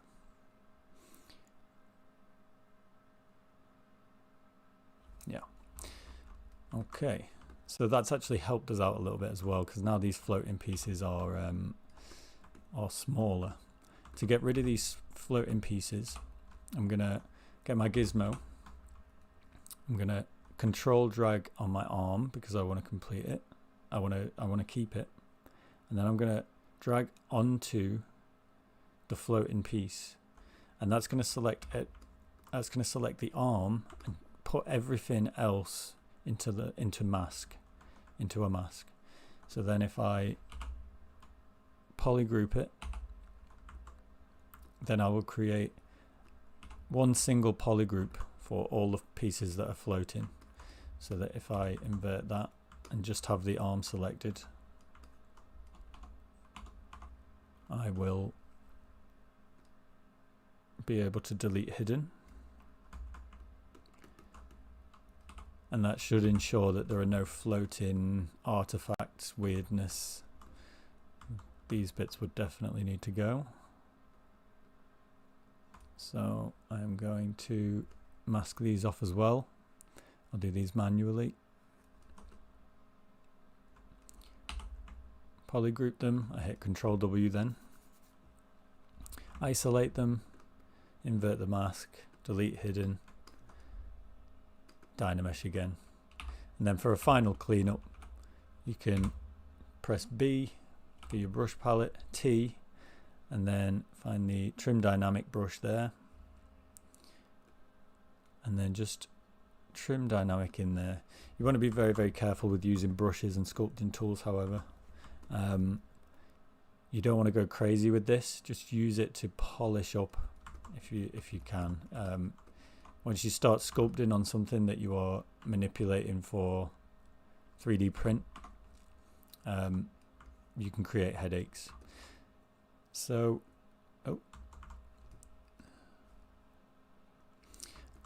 so now we're ready for the key on the arm. So we're going to insert the key there. And then insert. Where are you?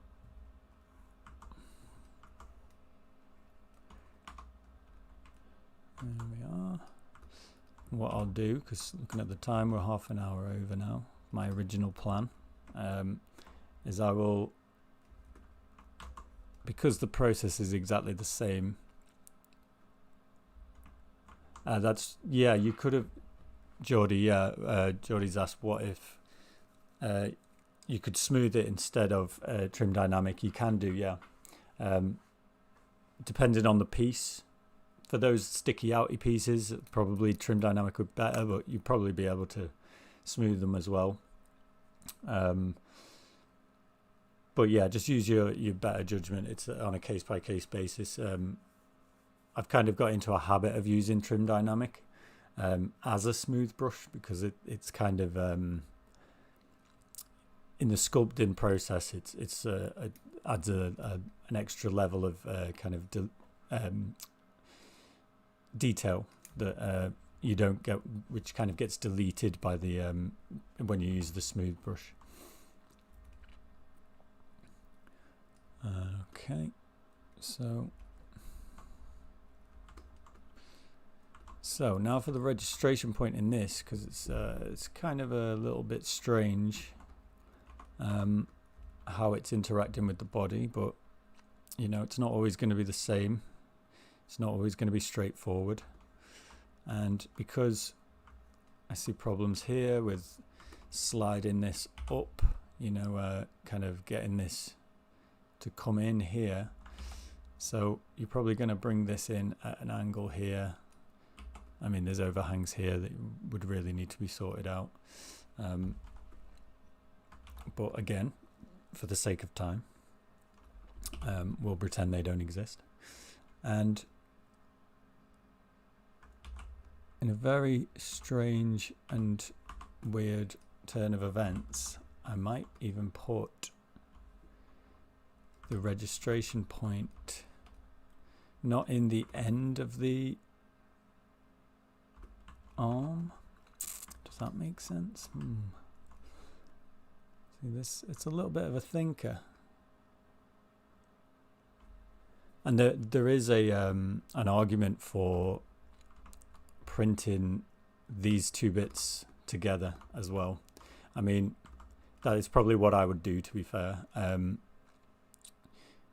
after all that. But you can see how, you know, it kind of it's a kind of a trial and error process as well. You know, you can't necessarily visualize it straight away, but now I think about it, if I take this out, I'm still glad I showed you that bit of the process. And we would have still had to have done this to prevent the intersection. But yes, that's exactly what I'm going to do. I am going to Boolean the arm in with, sorry, not Boolean, Dynamesh the arm in with the torso section. So just take a tiny bit of manipulation to get back into its socket, so to speak.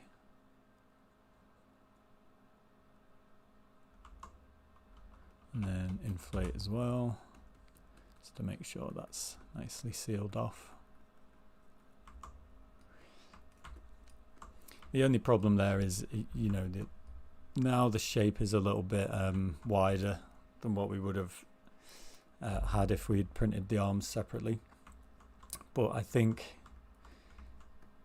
you know, we could rotate it in such a way that on the printer you could still get the same scale as you would have wanted originally. So yeah, then we're going to end up with a torso with a right arm. Sometimes that happens. Every sculpt is different. Okay, so yeah, I'll Dynamesh those two together and then make it official.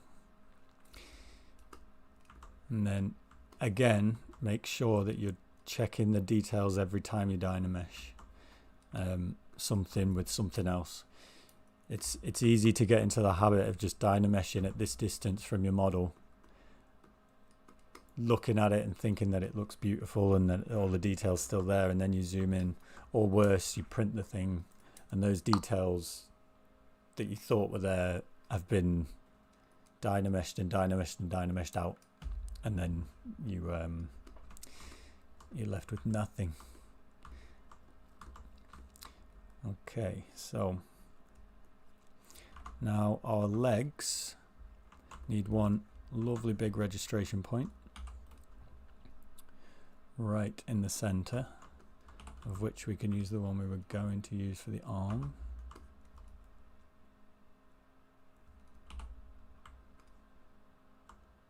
Whoops, meant to move the key instead. Alright, so in fact, no, the legs do not need it. I'm going back on what I said earlier. It's been a while since I've 3D printed anything, or indeed done this process, so forgive me.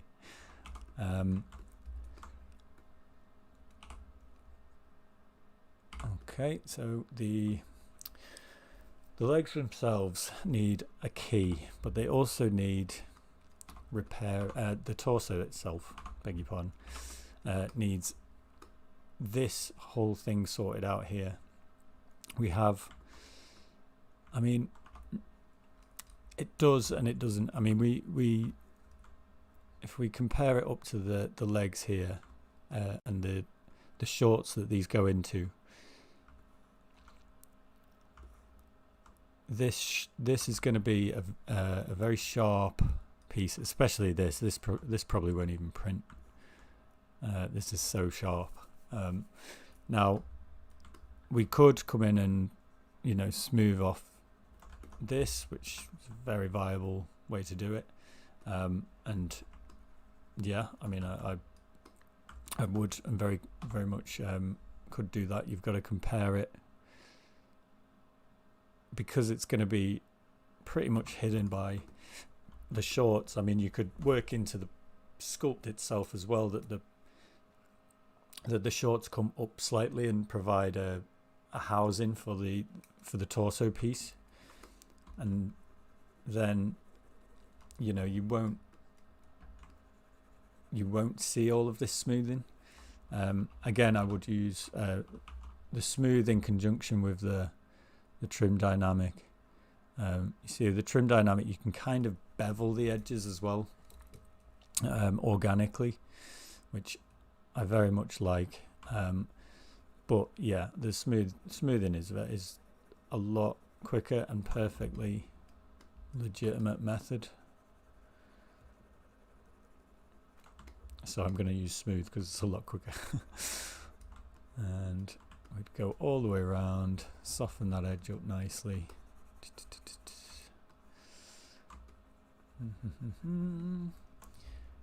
Okay, see if we can make it only 45 minutes over. As long as we're under 3 hours, I don't mind. Okay, so then we would create our key for the torso, which is in there. So we go to transparent.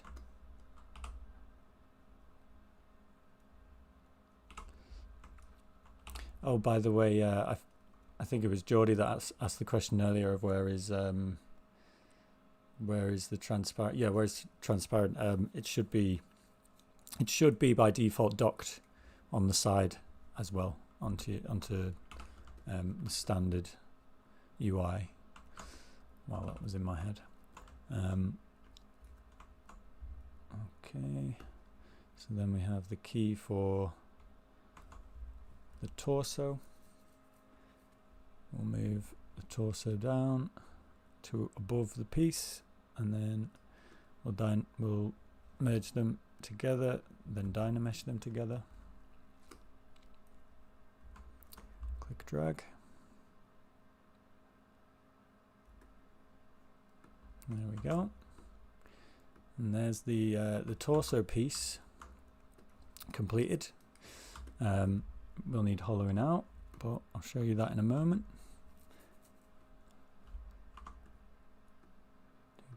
And then what we can do is duplicate our torso, and our torso is going to be the Boolean piece, so that needs to go underneath the legs, which is the piece that we want to keep. If we bring back Boolean in, there we go, and you can see how the palm of the hand here is cutting out a bit of the leg. That is what we want. So I'll go into my Boolean piece of the torso and I will inflate it visually. Boom. I'll go to my legs, which are above the Boolean piece. I'll merge them down. It'll bring back the negative Boolean piece, and I'll click and drag. The torso will subtract itself from the geometry of the legs eventually.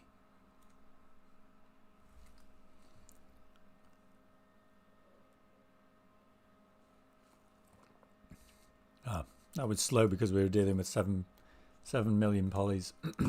Whoops. Just moved the I have the streaming software open in my second screen and I've just moved it. Okay, so now we have the legs and the torso subtracted from the legs. We have the torso, and the left arm is subtracting from the torso, and so is the head. The base we'll deal with at a later date. The base is just following these processes as well. You subtract the legs from the base, or the base from the legs, whichever one you'd prefer, depending on which one is more detailed, and which one you would prefer to have the details subtracted from. But we'll just focus on the body for now. So now, yeah, we have all of these lovely printable pieces now. If I move them all out, there we have it. Now, that is the penultimate process. The final process is hollowing and decimation. So I will show you, I'll show you the hollowing and the decimation on one piece, and then we can call it a day, because that is the same for every piece. So let me undo those moves. What piece though? That's the question. I will do it on the torso piece. Right. I'm sure that'll go fine. Okay, so basically to print a model, I don't think I have an example anywhere that is half done, but to print a model, it has to, for multiple reasons, be hollowed out.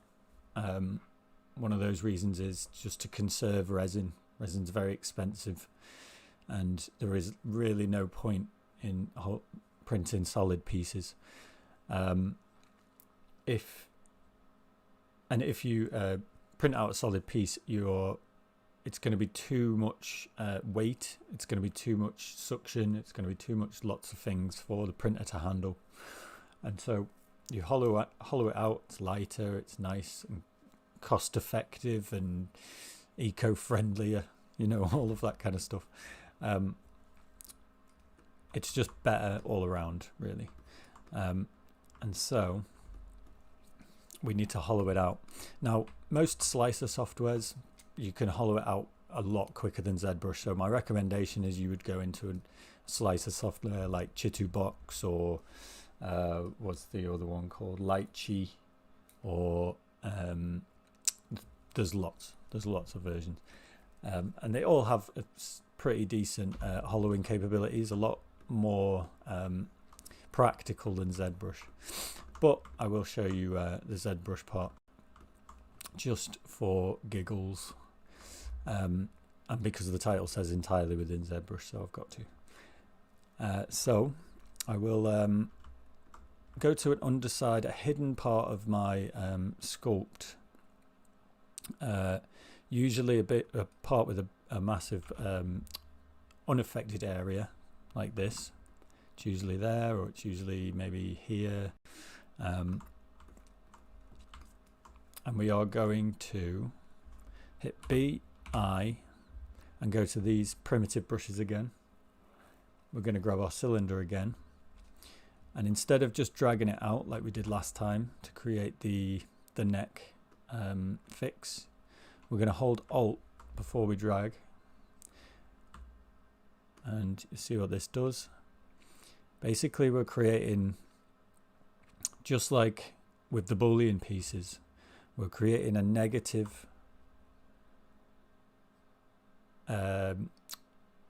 object that is going to subtract itself when we dynamesh it again. And so if I come down here and then move it out, you can see how this is a flipped piece that goes into our model. So if I center that and then move it like that, expand it, then we have a piece that is going to subtract itself when we dynamesh and create a tube cut out from this model. But that's not what we want it for. Basically, we want it to determine, to create a hollow version of our model. It's gonna hollow out a thickness that will determine here the entire model very nicely. And at 3 million, it shouldn't take 45 minutes to do it. So you want to go to here in the geometry tab under the subtool palette, under the tool palette, sorry, create shell. So if I hold control, this is what it says about creating the shell. Button press, it will create an internal thickness within any Dynamesh by first inserting a negative mesh sub. So it's basically going to use this thickness parameter all the way around the surface of your model and create an internal wall, basically. So with Dynamesh still activated, now negative IMM brush, we're going to hit create shell, and we can't, I think I've got to undo the mask. Yes, it's been a while since I've done this, so if it goes terribly wrong, I'm just going to skip it. But it shouldn't do. Create shell is where you want to go anyway for this hollowing out, and it's really cool. It is really cool, and there are a lot of practical implications when you're sculpting for this create shell as well. It doesn't have to be for 3D printing, even though that's probably its main purpose. But yeah, it will be very handy. It's very handy to stay within Zbrush and do all of this stuff.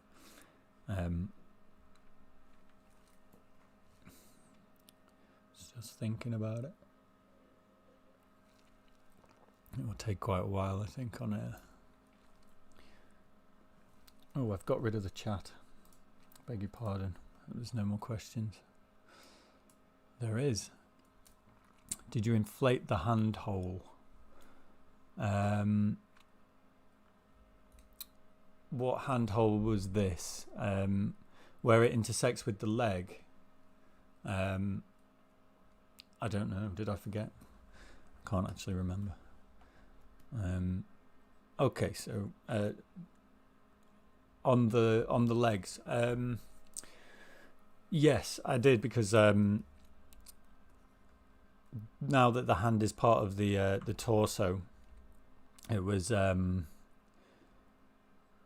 yeah, I think I did anyway. I might have forgotten.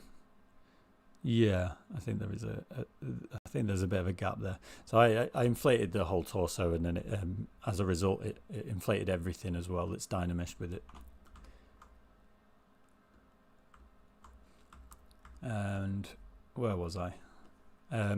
So as you can see here,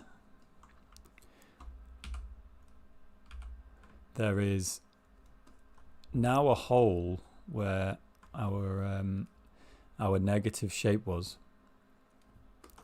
right here. And if you look inside, there is a thickness of this, which is way too thin, but for the purposes of this, I'll keep it. So where we determine the thickness of 4, I would probably go up to 8 or 10, 15, even a lot thicker than this. But you can see what it's done anyway. It has created a, in fact, if I flip it as well, you can see all the way around here, it's created a lovely wall, a uniform wall thickness all the way around. And I've just wrecked it. Which is really nice and really handy, and to be fair, considering it was 4 million polys or whatever, pretty quick to do as well. And you can even, once you flip it, you see how you get this kind of height map kind of shape to it all. You can flip it, and then you can actually start smoothing out these shapes. This will help create a lot smoother or easier kind of printing for your printer. It's going to really have an easier time if you smooth this out. But even this isn't too bad. You'll know if it gets too bad. So if I flip that round again, we have now a hollowed out model with an air hole as well, and we are ready for the final part of the process. 45 minutes late, but oh well. The final part of the process basically is decimation.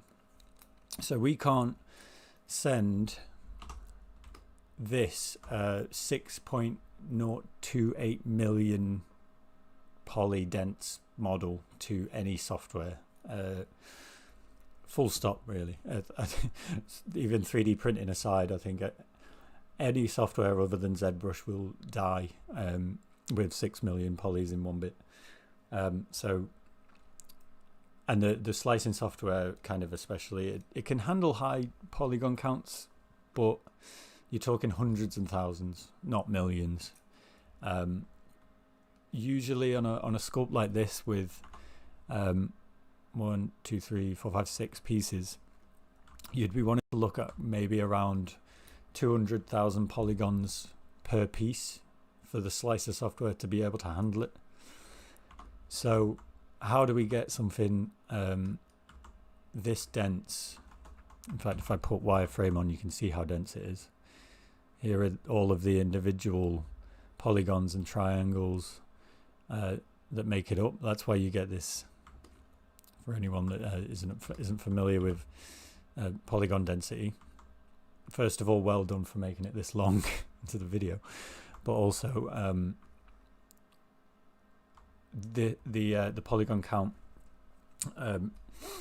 density needs to be brought down from this. You can see it's already starting to slow down my computer. So how do we do this? Decimation. It's wonderful magic. Now I should have started doing it really before I started chatting, because it is going to take a little bit. So I'm gonna if you go into your plugin palette, which is up here, I've just docked it off to the side here. If you go to plugin and then under plugin decimation master, pre-process current. So before the decimation can run its actual decimation, it needs to calculate the mesh that it is decimating. It's going to need to calculate the complexity of that model and make sure that it knows what it's doing when it decimates it, basically. And then once it is done, 50% through already, so I'll continue to talk about Decimation Master. Once it is done, we will set a target percentage, and then what it's basically going to do is triangulate the entire model to make every square polygon into a triangle, and then only focus the detail on where it is most needed. So basically make the detailed parts more dense and the non-detailed parts less dense. And so, as you will see when it's done, what it will do is it won't change the surface of the model much at all, but it will bring that polygon count down a considerable amount. So after it's done its thing, which it has, I'll decimate it first of all with the wireframe on, so you can see functionally what it's doing, and then I will do it without. So as you can see, the polygon count here is 6.028 million, and we're going to set it to a target of 10% of that, so 60,000, I think. And then we're going to hit decimate. 600,000, that's what I meant. And here we are. How cool is that? And so basically you can see how in the dense areas, so the zip, the corners here, the corners of the keys, in the corners of the jacket, in the detail here, is far more dense than in the detail here on the jacket, or especially the detail under here where it's nice and flat. And the detail on the keys themselves is, you're talking maybe 20 polygons on that. So it's brought it down to 600,000, no problem whatsoever. If I turned wireframe off there and then went Control Z back, this is the non-dynameshed version of the sculpt.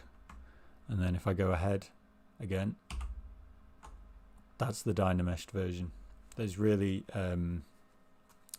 negligible difference. It looks the same. It's exactly the same. But now this is usable in a 3D printing slicing software. 600,000 it's high, but it's okay for a model with this much detail. And you're going to need that when you've got pores and stitching and very immense details. And so nearly an hour over my time, and nearly 3 hours in. Thank you, Geordie, for keeping with me that whole time. Well done, mate. Any final questions before I go? I'll do my sign off bit. Send me through some questions if you have them. So yeah, thank you very much for watching, for making it to this point. If you have, if you've skipped through as well and got to this point, thank you very much. It's been a pleasure. I will aim to do these every Sunday. They won't necessarily all be specific processes like this. I might do some sculpts from beginning to end. In fact, I really will, because I can't wait to do that. And we'll take suggestions and questions along the way, and I can be a lot more broad then with the questions I'm taking. They don't have to be so specific to what I'm doing in this process. And then it can be a more ask me anything kind of thing. In terms of this sculpt, I'm going to go off and finalize it and finish it, and then set it up for print for real, and then I'll do a walkthrough of how I actually print it and slice it and put it on and finish it and everything like that. But yeah, so if you made it to this point, thank you. Thank you very much, Noxata. It's great that you focused on one specific subject, because there's so much info. Yeah, exactly. This was the thing, and also I needed to just do it, and I was putting it off,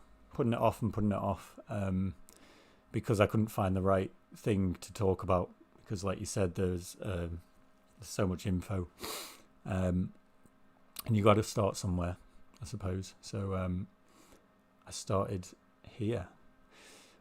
And yeah, I will, like I said, I'll put this up on my channel. So if anyone has any questions, comments, do them down there. And yeah, gotta say it, like, comment and subscribe, all that. And I will see you in the next one. Thank you very much, guys.